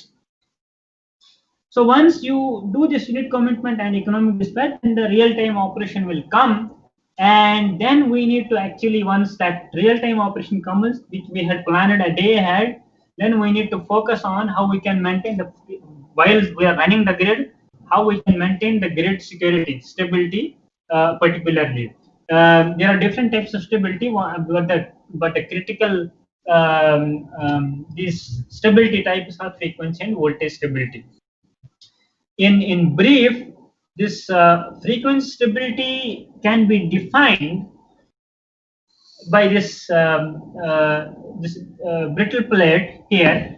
We have a brittle plate here where the generating units are pulling it up here and load units are pulling it down. So as I said earlier, one of the critical requirement for stable operation of the grid is that at each and every instant generation and load must balance. I said at each and every instant, not even a second. At each and every instant, if that load and generation does not balance, then the system is going to be unstable. So therefore, the generation load balance is actually detected by this frequency. So frequency is the parameter through which we come to know whether there is a generation load balance or not. And this frequency is allowed to vary only within a narrow band. If it actually goes beyond that, then the system will actually fall apart. There will be a system collapse or blackout. So how we define this? If the generating units are pulling this up and the load units are pulling it down, any slight change in these two torques, two forces, will actually potentially break this plate. So it is a very narrow range within which you have to maintain the frequency. If it crosses that, the system will actually become frequency unstable. The way this brittle plate will actually break, the system will actually go into blackout. So that is how frequency, and the frequency is a global parameter. It means whatever is frequency in Tamil Nadu at this point in time, same frequency will be there in Delhi or any other part of the country which is connected to the same grid. Therefore, we call it global parameter. So this frequency is dictated by the active power in generation in the grid and the active power load in the grid. So therefore, no matter where you actually pump the active power into the grid, it is going to impact the frequency across the grid. While as on the other hand, voltage stability is related to the reactive power balance. Again, we have to maintain this reactive power balance. But the difference between frequency and voltage stability is this reactive power balance is relatively flexible, but is a local parameter. If the frequency changes, it will change across the grid. If the voltage changes, it will change at a local point where there is a fault. Frequency can go, let us say 48.5, below which there will be already emergency condition, and beyond that the system will actually grid generators will start tripping, and you will not be able to see frequency of, let us say 46, 45 or 42 hertz. It will not come to that point. The grid will be already collapsed by that point. While as in voltage, you can have a fault which can actually result into dead short circuit, zero voltage at that point of the fault, but the grid will still actually survive. So this is more flexible in terms of the voltage change, but transient voltage change, and it is a local phenomena. So if there is a fault in Chennai at, let us say 400 kV level or 132 kV level, that is going to primarily affect the voltage in that area, whereas you will not notice that voltage issue in other states which are far away from Chennai. So therefore, it is a more local phenomenon, and this reactive power generation balance is typically balanced at the local level. So let us come to now this frequency stability a little more, because this will help us in understanding how electric vehicles can actually support the grid in maintaining this frequency.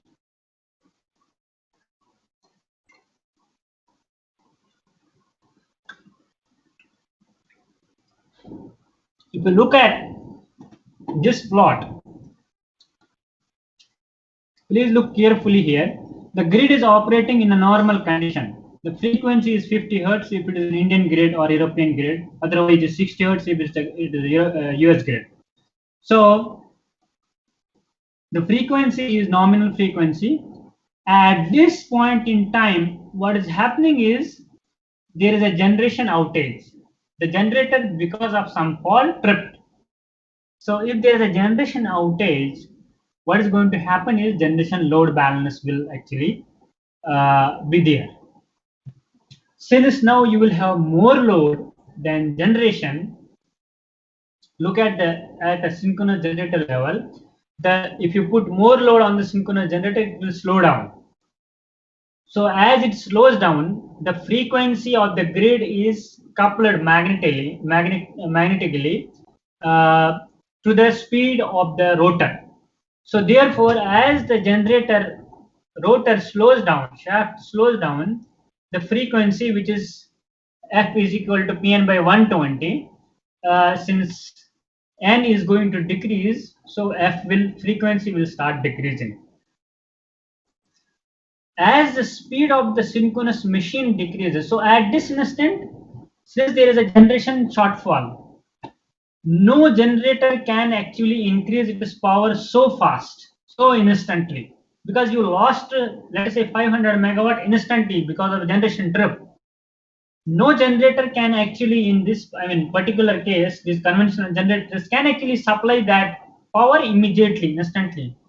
They will increase their power by playing with their governor control, but the governor control will have to first detect the frequency change, and then it will send a signal to the governor control that will start opening the valves on the steam turbine side, and then it will start increasing the power. So by that time, already 2-3 seconds would have passed.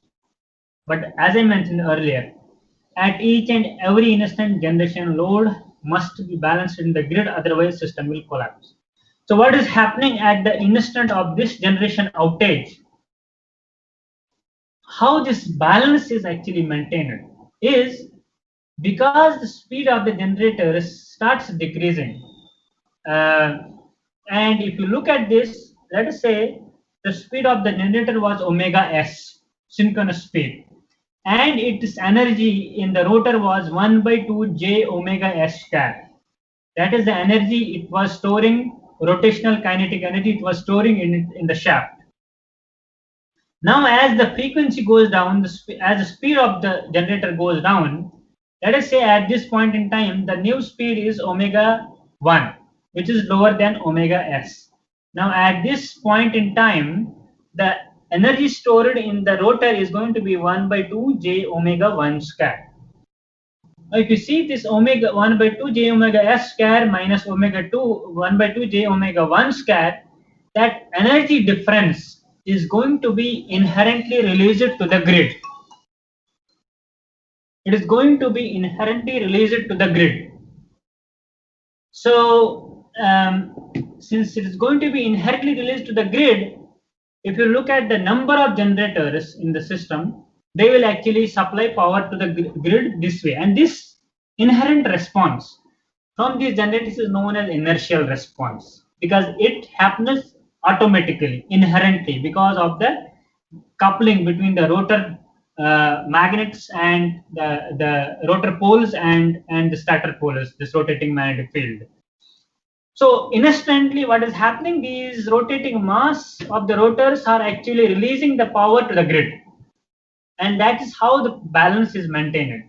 And later on, this governor control, which is called the primary frequency control, that comes into picture. The generator needs to start increasing their power, and the frequency starts reaching the nadir point, the lowest point, and then beyond that it starts coming up because the power from other generators is increasing, and then the frequency comes back to the new steady state value. It will not come directly to the. So those who are aware of the droop control in the generators, so depending on what is the droop percent in the generator, it will settle at lower frequency, that increased power output. So therefore, the primary frequency control, which comes into picture after 2-3 seconds, helps the system to come back to the new steady state value, which will be lower than the pre-disturbance value or the nominal value. So the function,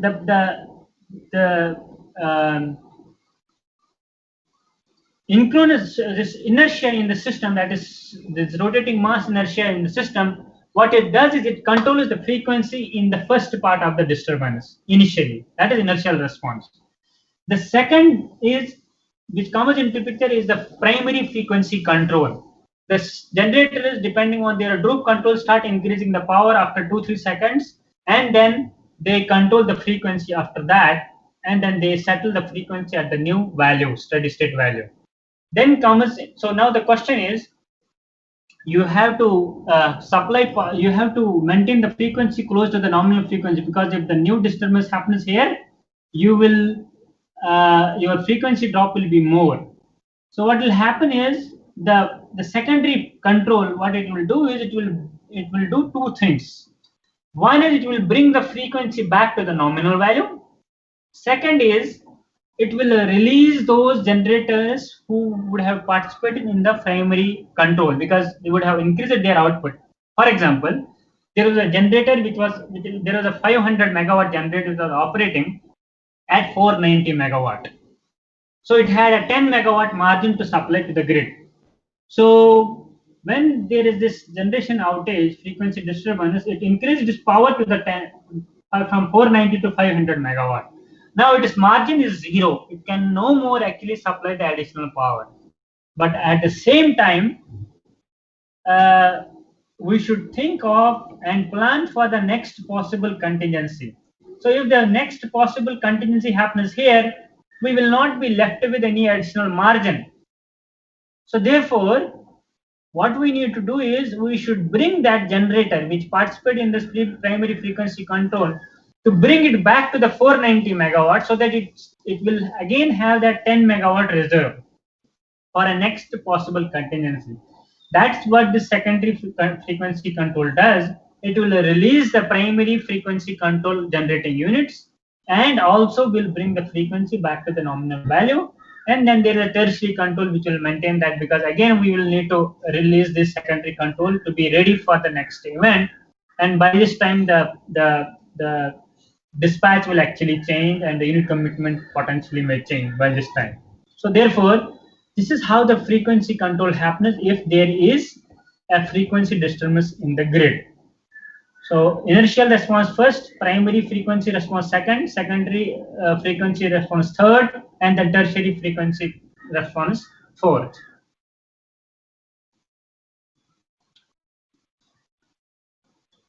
So let us try to understand this ancillary service in the context of what I was explaining earlier. These ancillary services are the additional support services that any unit, any technology can provide to the grid for its support. This is not a mandatory service. For example, if I am a generating unit, I have committed that tomorrow in this particular hour I will generate 490 megawatt. So if as long as I generate 490 megawatt, I don't have any issue. But ancillary service is, let us say there is this this contingency outage of a generator. The grid operator will need to maintain the generation load balance in the system. Therefore, it will have to make sure that it has a reserve power available to supply this loss of generation. Now what it will do is, it will again ask these generating units if they can provide that reserve, which they have to keep available. May or may not be required by the grid operator depending on whether there is going to be a loss of generation or contingency or not, but it has to be kept available. The reserve has to be kept available. So therefore, if a grid operator needs, let us say, 3000 megawatt power reserve, which should be available at disposal to the grid operator as and when it is required. The grid operator can give the signal to those generating units, increase your generation immediately, so they will start putting that additional power to the grid. So it means they have to keep that available and wait for the signal from the grid operator as and when there is a disturbance in the grid, and they'll be asked to supply that reserve power. So now keeping that reserve is not a simple thing for a generating unit to do, because the generating unit will lose the revenue of that reserve. So therefore, these services, additional support services that the grid will need to maintain secure and stable operation of the grid, are called ancillary services, and they are generally voluntary services. Voluntary services means you will participate in the market, you will get paid for that. Again, I will give example of this 500 megawatt generator. If I have a 500 megawatt generator and the grid operator says I am looking for 3000 megawatt this reserve, I can this is the price that you will get for those reserves. So generally the reserves are paid two costs. One is availability cost and the second is actual cost of the energy. So it means if I keep 10 megawatt reserve for 4 hours, I will get availability cost for it from the grid operator, irrespective of whether I will supply those 10 megawatt to the grid or not. That is fixed cost you will get. Then volume or energy volume cost is, if the grid operator calls the service of 10 megawatt reserve, I will pump that 10 megawatt to the grid for a particular time, and that energy will be paid separately. So therefore, I as a 500 megawatt generator will decide how much capacity I can keep reserve. Because if I say out of 500 megawatt, I will supply only 400 megawatt, I will schedule only 400 megawatt, where I will get an actual price of the electricity, and keep 100 megawatt reserve, because it will give me availability cost. And if I supply that additional 100 megawatt when there is a grid disturbance, I will get paid for that. And if it is not called, I will be saving the fuel anyway of that 100 megawatt, and but at the same time I'll get that availability cost. So that our generating operator will actually do some analysis, economic analysis, and see how much capacity would make sense to be kept available for the reserve. That's how they will participate in this ancillary service support. There are three major types of ancillary services: frequency ancillary services,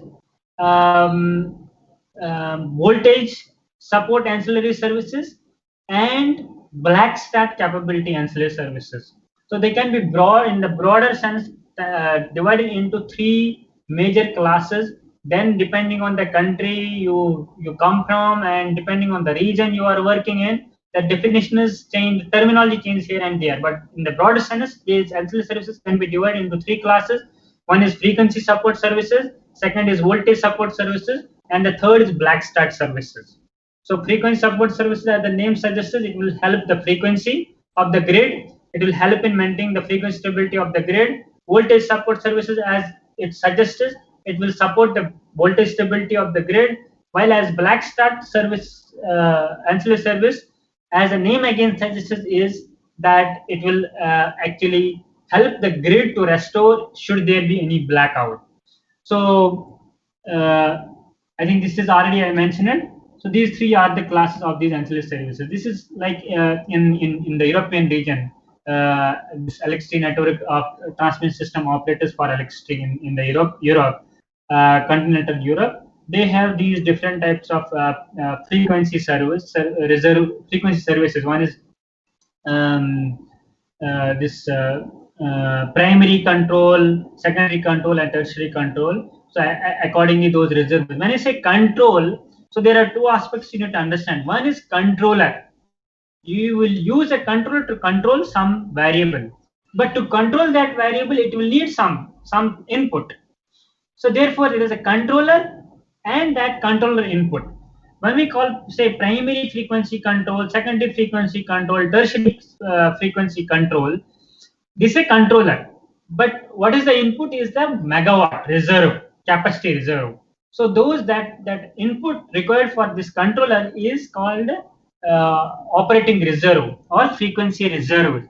That capacity, megawatt capacity. So primary frequency controller can control frequency only if it has available this megawatt reserve available. So we have these reserves which are required by this controller to control the frequency. So before going to the frequency ancillary services, ancillary services in the Indian grid, I will just quickly give some highlights of the Indian grid. We have as of now 370 gigawatt installed capacity, total installed capacity from all the generation sources. And the peak is typically around the highest peak observed is around 180 gigawatt in the system. And we have this renewable energy target of 2022 of 175 gigawatt in the grid. So this is the level of the grid we are talking, which is one of the largest grid in the world. Not the largest, but one of the largest grid in the world. And we have interconnections not only between the states, but we also have interconnections with the neighboring countries. For example, you can see here 300 megawatt we export into the Nepal in 2016. It is going to increase. Then we have an interconnection with Bhutan. It is also going to increase. We have with Bangladesh, which is again going to increase export. We are in line of having the this interconnection with Sri Lanka, which is under progress, which has not actually been built yet, but it is expected that this will also come up. And so therefore, we have an interconnection with the neighboring countries as well. In India, we have three types of ancillary services, again in line with general definitions that I told. The first is frequency control ancillary service, second is network control ancillary service, and the third is system restart ancillary services. These CERC, Central Electricity Regulatory Commission, has actually given these ancillary services for the Indian grid. And this is the structure of the ancillary service initiated for the Indian grid. You can see we have inertial support here, primary frequency support, secondary, fast, tertiary, slow. So tertiary is divided into fast and slow in Indian ancillary services. You can see inertial support is required typically of 10,000 megawatt per hertz of frequency deviation. Primary frequency reserve is 4,000 megawatt. Remember that this 4,000 megawatt ancillary primary frequency reserve is mandatory in Indian grid. It is not paid service. While as in most of the developed electricity markets is a paid service, while as in Indian grid it is a mandatory service of 4,000 megawatt capacity. Secondary is also approximately I'll give the actual figures put forward for this ancillary service. It is 4,000 megawatt. Fast tertiary is 1,000, and slow tertiary is 8,000 to 9,000 megawatt. Yeah, then there are, whether it's local or central, accordingly there are different features that are there associated with this. I already mentioned this primary frequency secondary control is being implemented. We have already had 5 pilot projects so the Indian grid is divided into 5 regional grids. We have had 5 pilot projects of this automatic generation control in the 5 regions. So it is also going going to be implemented in the Indian grid. Fast tertiary service also the pilot project is completed, while as slow tertiary reserve is already in place. So it is being actually used. So these are different figures. You can look for different figures in different categories.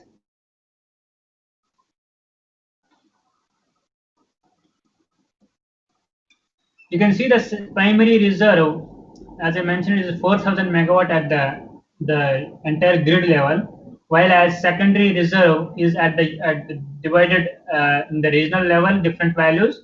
3600 megawatt, 5,200 megawatt is for the tertiary reserve.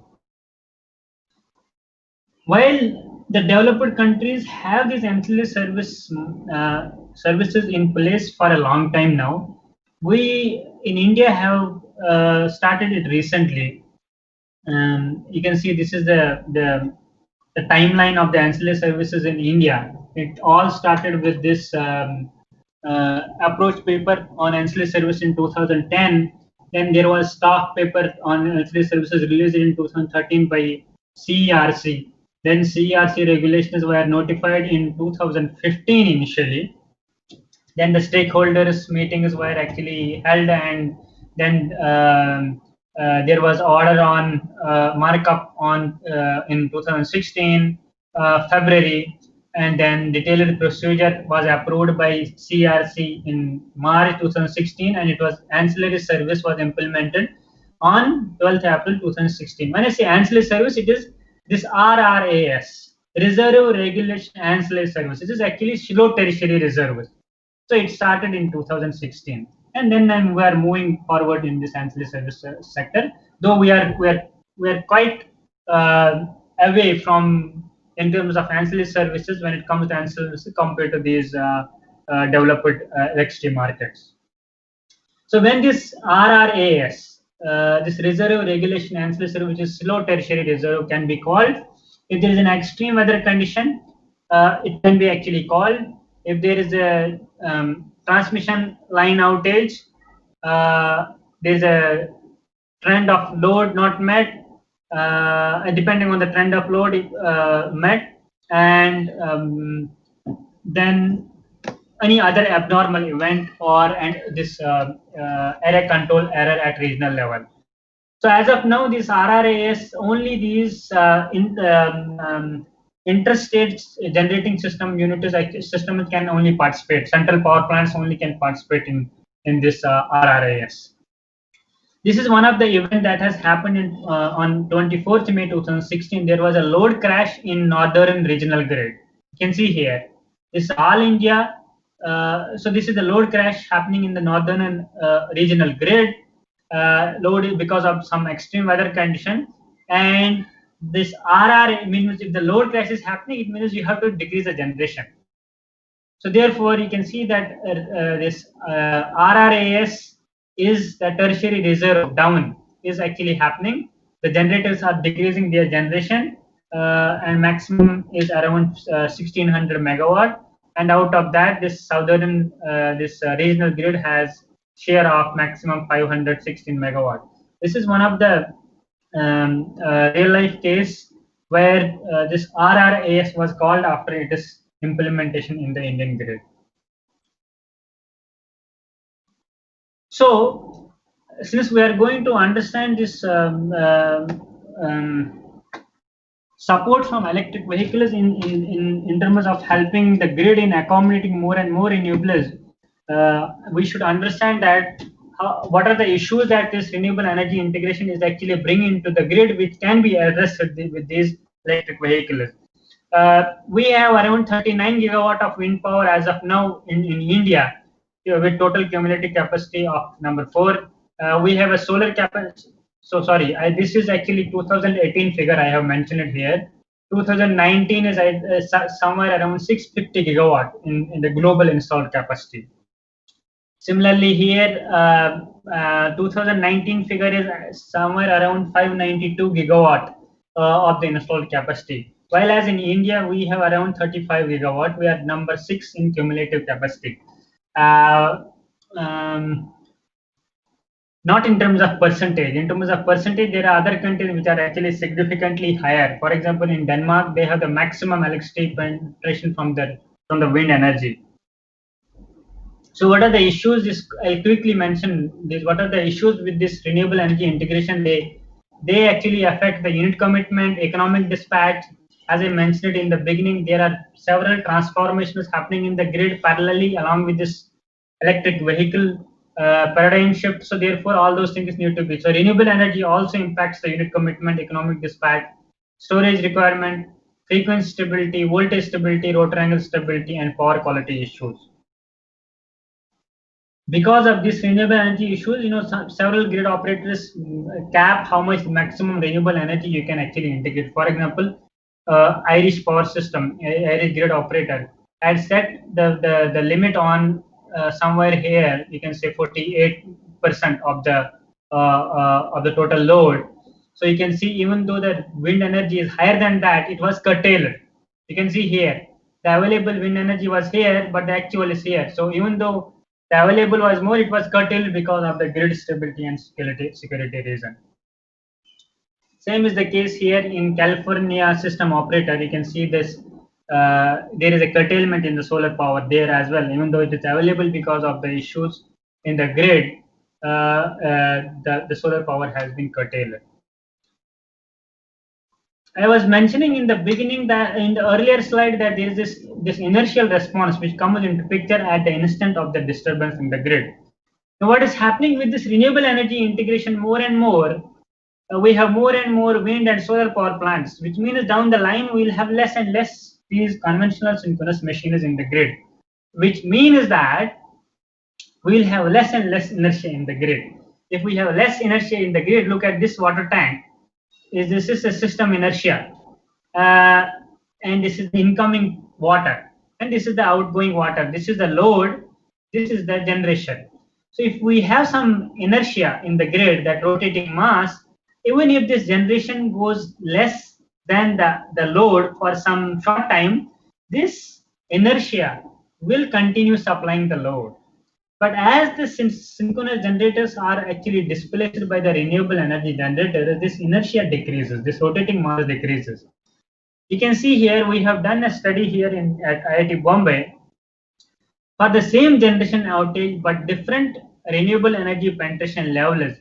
The frequency gets more and more deteriorated for higher and higher penetration of renewables because the inertia is less. So therefore, this is one of the issue with this renewable energy integration where electric vehicles can come into picture. Same, this is similar study.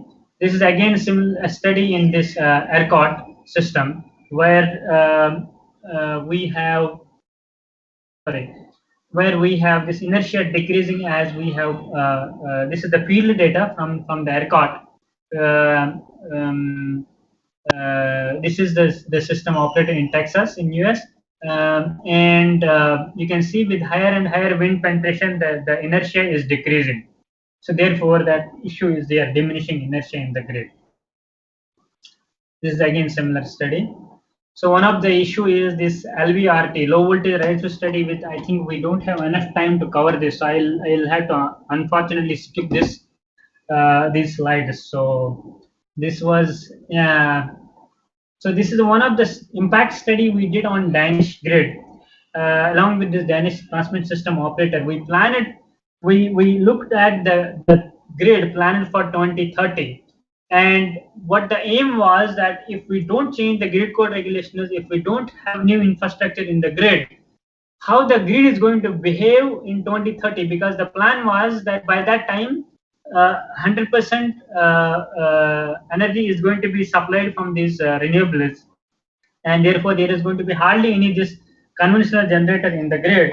So the idea was, we will see this study was divided into two parts. One was the impact study and the other was how to address those impacts. So here I am touching only on a part of impact study, not on the solution study. So what we did is we applied a fault at this 400 kV substation at this called Westerhasing substation in the West Denmark. And then you can see what is happening here. This is the fault, and this is the voltage from different buses across the country. The voltage is actually coming up after the fault clearance, which is happening here, but due to less dynamic reactive power in the grid, the voltage is not recovering to the pre-disturbance value. And what is happening is, because of the low voltage in the grid initially, these are called distributed combined heat and power plants, which they have for heating. The primary product is heating, but they also supply the electricity. So they started getting tripped because of this low voltage, which was due to the low dynamic reactive power available in 2030 Danish grid. So this was this old wind turbines started tripping after that as the voltage dip continued, and then the large wind turbines started tripping, and finally the system collapsed. So this was showing that how vulnerable a grid can be if we don't take any countermeasure to address those issues. And we ran all possible contingencies and operating scenarios and tried to come up with this security region. You can see here, as long as you have, this is central power plant generation, this is combined heat and power plant generation, this is wind generation. As long as you have a mix of these generations below this security boundary, the system will be secure. One is the operating point goes outside this, then the system is insecure. So the system operator, in this case, the Danish system operator energy in a decay can actually monitor this operating point, and depending on where it operates, it will detect whether it is close to the security boundary or not. And instead of letting this operating point to go beyond the security, it will actually try to make the changes in the grid such that the security point goes away from this critical boundary, that is stability boundary. You can see here, as the wind generation increases, the security boundary goes down and down. Again, so I will have to, this was one of the blackout case study in the South Australian grid. I think we don't have enough time to cover this, unfortunately, so let me skip this.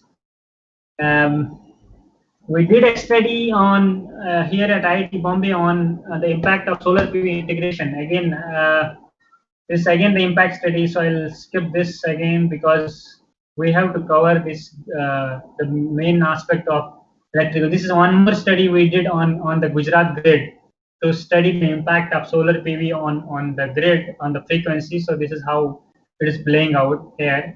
Again, we developed it at the security boundary to see where this with the solar PV integration, how we can actually operate in a normal operating region. So that was very essential to understand how the grid operates, what are the issues with renewable energy integration. Once we have a better understanding of that, then we can actually see how these electric vehicles can actually help the grid, and in which direction it will help. So vehicle owner motivation for grid support services, as I said, it is the simple answer is it will fetch some additional revenue for the vehicle owner by supplying power to the grid. Depending on this dynamic pricing, you can actually earn some more revenue at the cost of battery life impact. So that is the motivation for the owner. I think motivation for system operator, now I think you would appreciate that system operator has to handle a lot of challenges in the grid, which are actually introduced by different transformations happening in the grid. One of the most critical is the renewable energy integration, and in addition to that, electric vehicle integration. So how now these electric vehicles will help the grid? So grid operator is going to be very interested to see how much support these electric vehicles can help provide to the grid operator. So what are the different options? One is, as I said, individual. You can detect the local frequency in the grid and support the grid depending on that. The other is through the aggregator. So the grid operator will interact with the users only through the aggregator, and aggregator is the interfacing point between the grid operator and the users, and it will aggregate different electric vehicles and will support the grid depending on the requirement from the grid operator. So we have a distributed dispatch approach and centralized dispatch approach. What are the different parts ancillary services or grid support services it can provide? One is spinning reserve, that it can actually provide, as I said initially, that those operating reserves. Frequency regulation, it can regulate the frequency. If the frequency is varying, it will help the frequency to be around the nominal frequency. Voltage regulation by supplying reactive power to the grid. Peak shaving, I think I already touched upon this in the beginning. Electric energy time shift, it is it is similar to peak shaving. And then renewable capacity firming.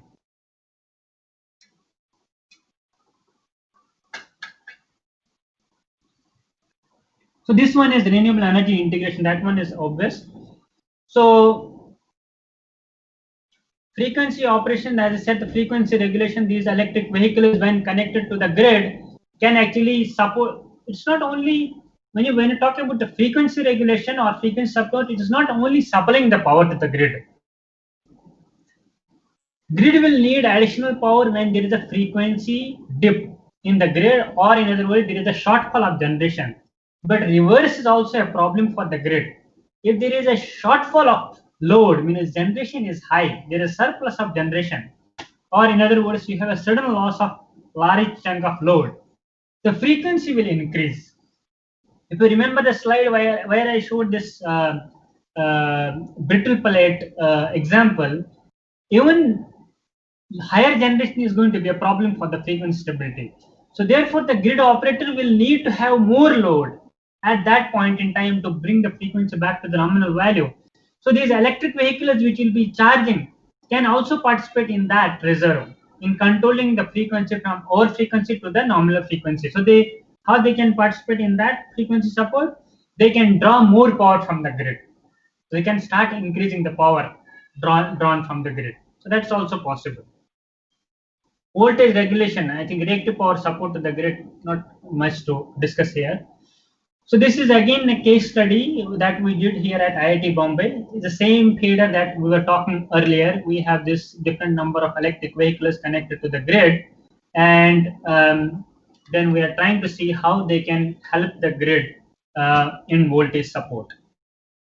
This is the controller. Let us not get much into the controller. This is how we actually designed for each electric vehicle a part of the control. It's not the whole control, it's only a part of the control which takes care of this voltage support. So these are the results.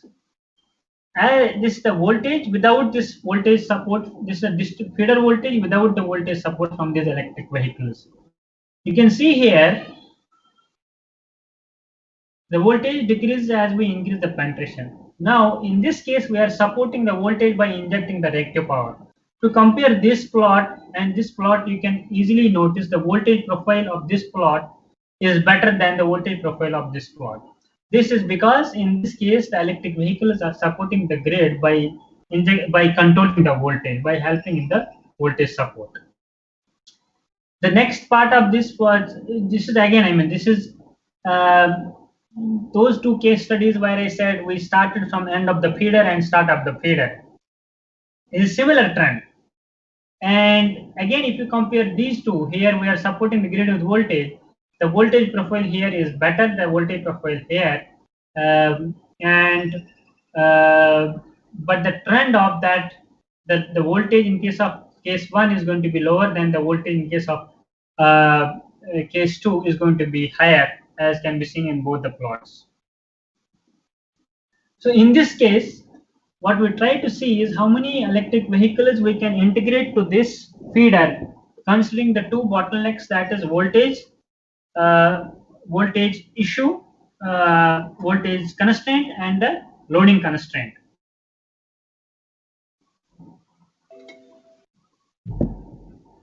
Let us look at this plot. You can see here on this y-axis we have a voltage support here. On this axis we have voltage of the feeder here. We have here loading of the feeder. As we increase without voltage support, as we increase the PV penetration, EV penetration, we can reach here maximum in 21. While as you can see here in this particular case, this is EV penetration from end of the feeder. This is EV penetration from the start of the feeder.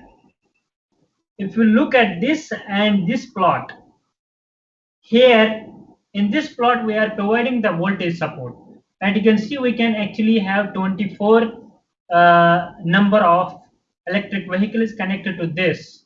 This irrespective of the, we're not talking of the strategy here, we're talking of same strategy but with voltage support. With voltage support we are able to go up to 24 electric vehicles, while as that's not the case here, it hits somewhere here at 21.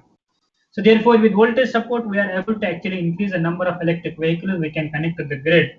Same is the case in this case. This is one more study that has been done on this Danish low voltage network. Again, in this case, what has been considered is the PV. There is a PV and there is a EV plus PV connection. And we have a reactive power control in this. So you can see that PV is being used to support the voltage, and accordingly you can see here the voltage profile is improving when we have these electric vehicles. You see with reactive power control, without reactive power control, the voltage with the reactive power control is better compared to the voltage profile without reactive power control. And this is the inverter capability. You can see here inverter can generate and consume the reactive power. As we have, you see here in the over voltage case, it needs to consume the reactive power. That is why we have this. This is the reactive power, this is the voltage, this is the active power. In case of over voltage, we need to consume the reactive power to bring the voltage down. That is what is happening here, minus reactive power. It is consuming reactive power from the grid up to minus 0.5 per unit. While as in case of under voltage, lower voltage, the reactive power is actually injected to the grid, and that you can see here. That is how the grid is supported. So next, again, this study we did at IIT Bombay. In this study, we explored how these electric vehicles can support the grid in terms of frequency, how it will help in stabilizing the frequency of the grid. This is the part of the frequency controller that we implemented on the electric vehicles. And this is one of the case study, one of the results that you can see. What is happening is we are creating a frequency disturbance in the grid at this point, that is 10 seconds. The frequency of the grid decreases. And we took 4 case studies. One is without any frequency and inertia support from the electric vehicles. Second is this red line, only with primary frequency support, and the third is with inertia only, and the fourth is with both this droop and inertial control. Now you can see without any support, frequency support from electric vehicles, the frequency is starting 49.5 approximately. So it means there is a 0.5 hertz frequency deviation, which is a huge for a frequency parameter. While as when we are supporting with this droop control, the frequency is actually nadir is improving here, and frequency recovers fast. While as with inertial control only, you can see the frequency is better than without any frequency control, but the nadir is higher because we don't have droop control here, frequency support here, droop frequency support here. So therefore the nadir is higher than the earlier case, and the recovery is also relatively slow. While as with both droop and inertial control, the frequency response is best. You can see here minimum nadir and then it recovers. This is when there is a generation shortfall. We tried also the other side of it, that is when there is a generation surplus. There is a load shortfall. So when there is a load shortfall, frequency will increase. If we don't have a support from the EVs, then the frequency over frequency will actually touch 50.4 here in this case study that we did here. While as we have support from these electric vehicles, the frequency is controlled in a more effective manner and helps us in bringing the frequency back to the acceptable range quickly. This is during this frequency support how the active power is increased. For example, here, in case of the droop and inertial control, it was operating here. It was drawing power from the grid. Now, since it started participating in the frequency support, it has to inject the power to the grid. So it quickly jumped from here minus to plus, from charging mode to discharging mode, and then it supported the grid for some time, depending on the droop control. And then there is same is the case with the inertia only. It will support and then it will come down. And reverse is the case when there is an over frequency here. This is one more case study. Again, they are studying that how we can actually use electric vehicles for stabilizing the frequency. And you can see here, SOC is plotted on one side, current is plotted on the other same axis, and the frequency. And you can see the frequency curve is improving when we provide the support from these electric vehicles. This is again one more different study where the objective is how we can control the charging in among different electric vehicles while they are providing the frequency support to the grid. So you can see here, PEV is going to be P charging whatever it is going to charge, and P regulating whatever it is going to supply to the grid. And this is the time of the charge that it starts charging. This is estimated disconnection charge when the car will actually disconnect from the grid. And this is SOC at the time of connection. This is SOC at a time interval K. This is the rating of the battery that electric vehicle have. This is the total energy of the battery, and this is the efficiency of the battery. So taking these inputs, we can actually schedule the charging of different electric vehicles such that they support the grid. For example, here up reserve, when it has to supply and give the reserve, as I said, up reserve and down reserve means when there is a frequency, depending on whether there is a frequency dip or there is a over frequency, you have to accordingly pump the power to the grid or take the power from the grid. So beta is the factor from 0 to 1, and this is actually P maximum what it can supply, and minus P charge, depending on whether it is charging or discharging, you can accordingly take. And you can calculate down reserve from this. And these are the constants that you should keep in mind. The electric vehicle power should be between the maximum power of the charging station, and SOC should be between minimum and maximum SOC. It should be controlled in such a way that the SOC does not cross these limits, and different constraints. Then you find the net power output from EV load which can be supplied to the grid. Then they consider two strategies. In strategy one, they maximize the income while error is allowed. Some error is acceptable, error is allowed. In second case, the error allowed is 0. There is no error allowed, but the objective function is again maximization of the income. So these are the results. In strategy one, where there is a error is allowed, you can see that income is more because you don't need to charge, as is visible here, you don't need to charge frequently the battery because you have some margin of error between what is required by the grid and what are you supplying. If that is allowed, so you have some saving on, you have increase in the income and you have some saving on the charging cost.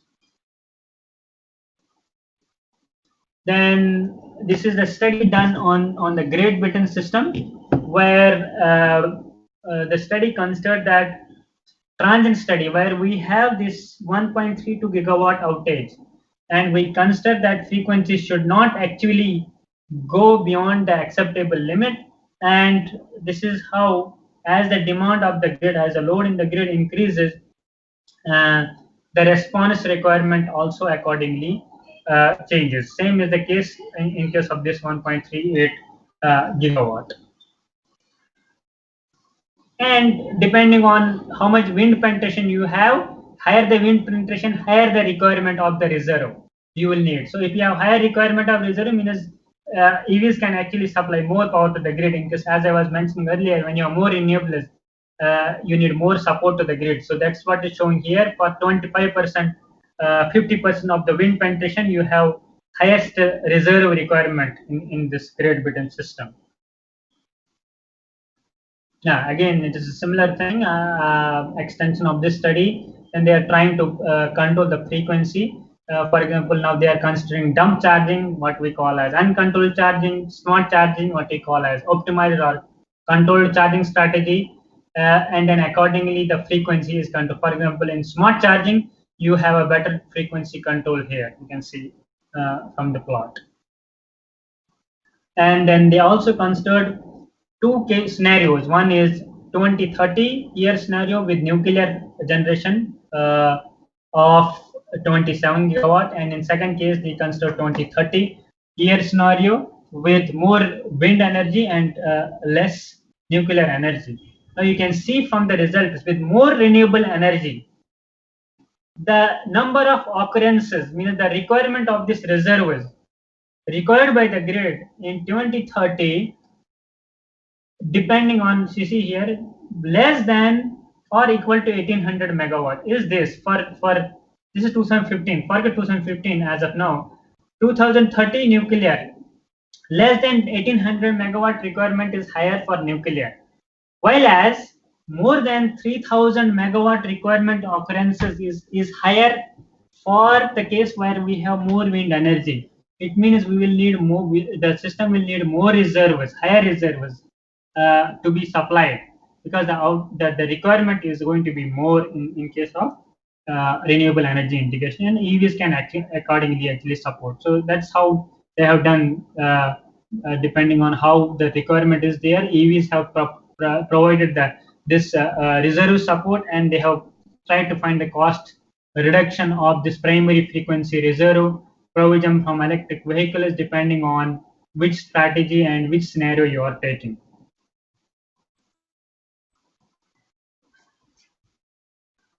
I think I'll stop here, or maybe I think I'll just say a few words at in this. So there are some real life projects going on around the world. I have mentioned two of them. With this, I'll stop. So one of them is actually this Los Angeles Air Force Base vehicle to grid demonstration. The objective of this is how these electric vehicles can actually support. Was because the project is complete. The objective of this was how these electric vehicles can support the grid in California system, independent system operator in the system that they are operating. They took the fleet of EVs, these general purpose 42 electric vehicles in this Air Force base, and they used them for the grid support. You can see here the project successfully provided frequency regulation to the grid for a total of 255 megawatt hour for regulation up, means supplying power, and 118 megawatt hour of regulation down, means consuming power for over 20 months. So this is one of the real life project that has taken place there. This is one more project that happened that was actually conducted in Denmark. Again, they participated in the integration in the frequency support, and they took electric vehicles from different manufacturers. You can see here Nissan Leaf, Nissan other models, and Mitsubishi and other models. They took different models.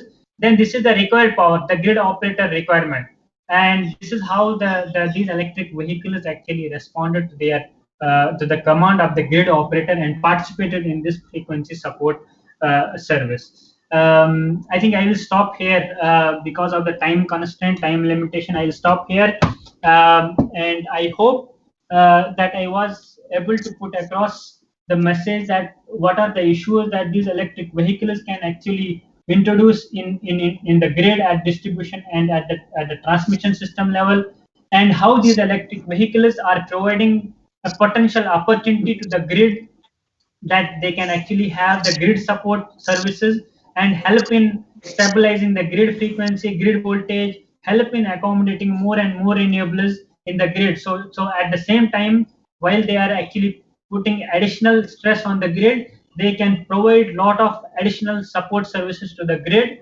And there are a lot of other opportunities that these electric vehicles can offer to the grid. And there are several challenges, which are some of them have been studied, some of them are not studied yet, some are emerging, and some of them I touched while presenting it.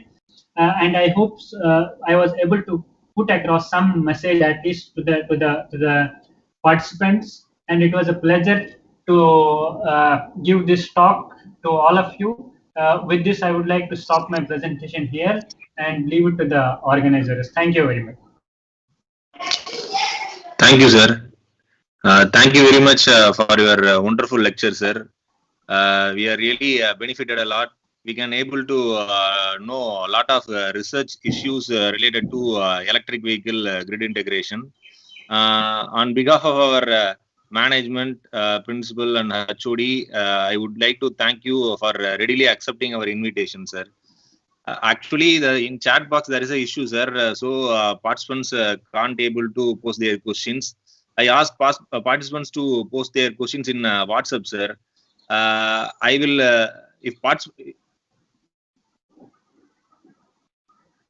participants, if you want, you can ask question by unmute your mic. Yeah, sure. If there is any question, they can directly ask, or they can send you through a chat. I can answer them later. But if there is any question, they can ask now also.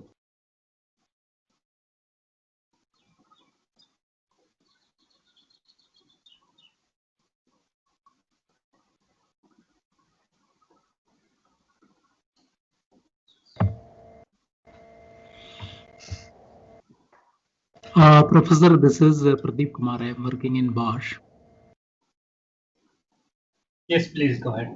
Okay, actually, I just want to ask you: is there any project in India running wherein you have a small smart system where power is generated from solar and wind, and maybe for a small township, or maybe some campus like IIT campus or something, and where you can have the electrical vehicles also, and then do a study with respect to the overall grid systems when electric vehicle is connected, and whatever you mentioned, how the stability is increasing because of EV. Is there any study done in India? So I'll divide it into two parts. One is this PV and wind connection at the small, you can say, microgrid level or campus level. So there are several campuses where such studies are being done, and for example, we are some of them are already in the advanced stage. Some we have lab scale these microgrids where we have PV and wind connected to the distribution feeder, and we study some of the these grid support services, inertial support and voltage support at IIT Bombay. In addition to that, we are in the process of building 3 microgrids in 3 different parts of the country, which are going to be of the range of megawatt level, where we'll study these solar PV and other aspects, and it is grid interaction. As far as electric vehicle in along with these renewables is concerned, I am not aware of any such major project that has taken place in India as of now, where this combination of electric vehicles together, these renewables together are actually put together, and their interaction with the grid and potential grid support services have been studied. I hope that answers the question to some extent. Yeah, that answers. And maybe I think I can also connect with you offline, because being in Bosch, we are thinking about to have some kind of a system like this. And initially, to start with, we are to have some data from the actual system to validate our simulation and all that. Absolutely. I think you can have, I have mentioned my email here also. on the presentation. We can discuss it offline and see what best can be actually done. Yes, sure. Thanks, Professor.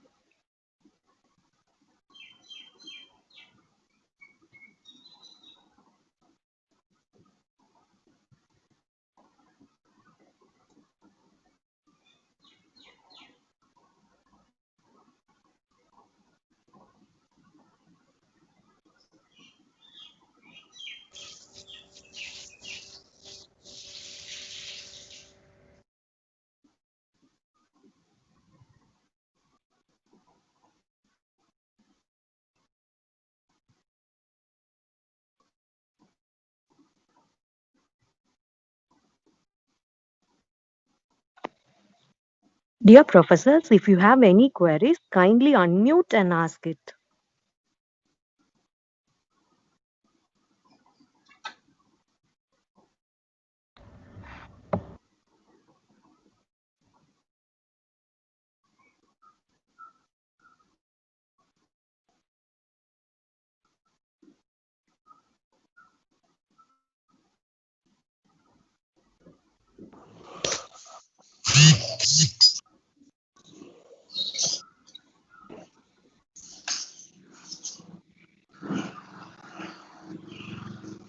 Okay, I think if there are no more questions, then maybe we can stop and others can. I would very welcome any other questions offline as well. If required, so or offline discussions, I'll be happy to do that. Thank you, There is sir. one question posted in the WhatsApp. Hello. Yeah, please go ahead. Tell me, sir. There is a question in the WhatsApp, sir. How to start to include the artificial intelligence in prediction of the load or PV characteristics? Any source for the beginner, sir? How to include the prediction of the load or characteristics of PV? Yeah. Hello. So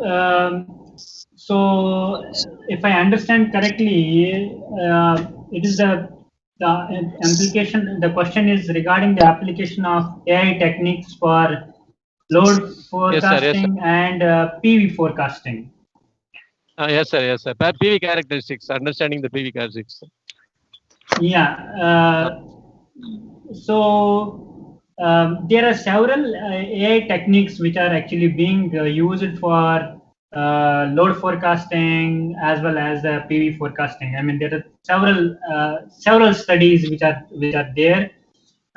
If anyone is, I mean, whoever is interested, they can write to me. I'll send them some of the studies which are already done in this direction. They can look at them and try to take forward from there. But artificial intelligence application is gaining more and more momentum these days in these sectors where particularly you have this uncertainty involved. For example, the load forecasting, PV forecasting.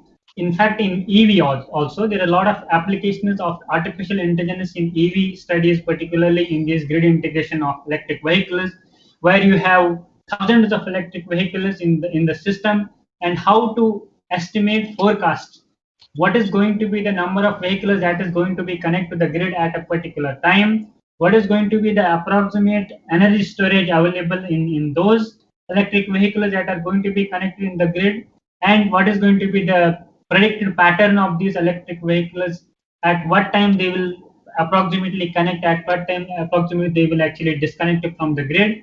So artificial intelligence have a lot of scope of applications in all these sectors. To be for specific discussion is, you can write me an email. I'll send you some literature related to it, and you can explore that.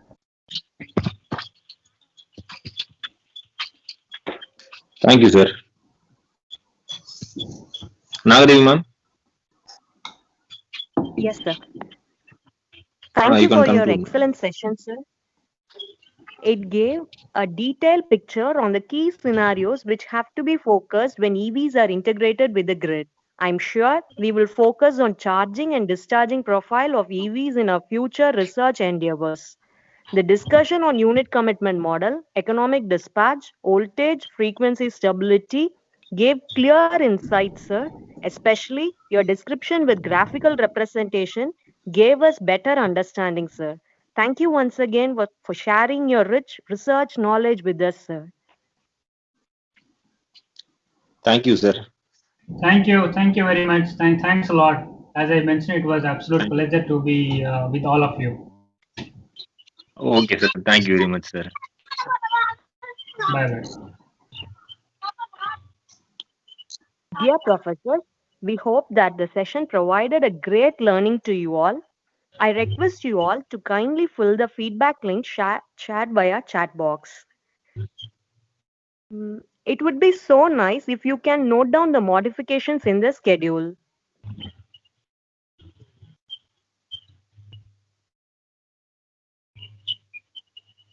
The next session will be handled by an industry expert, Mr. Selva Kumar, Head Engineering and Design, Power Projects, Chennai. He will deliver a talk on charging infrastructure for EVs. There are some practical sessions designed for you. Interested professors can join the same and enlighten the program. I repeat, the next session will be handled by an industry expert, Mr. Selva Kumar, Head Engineering and Design, Power Projects, Chennai. He will deliver a talk on charging infrastructure for EVs. There are some practical sessions designed for you. Interested professors can join the same and enlighten the program. Thank you all.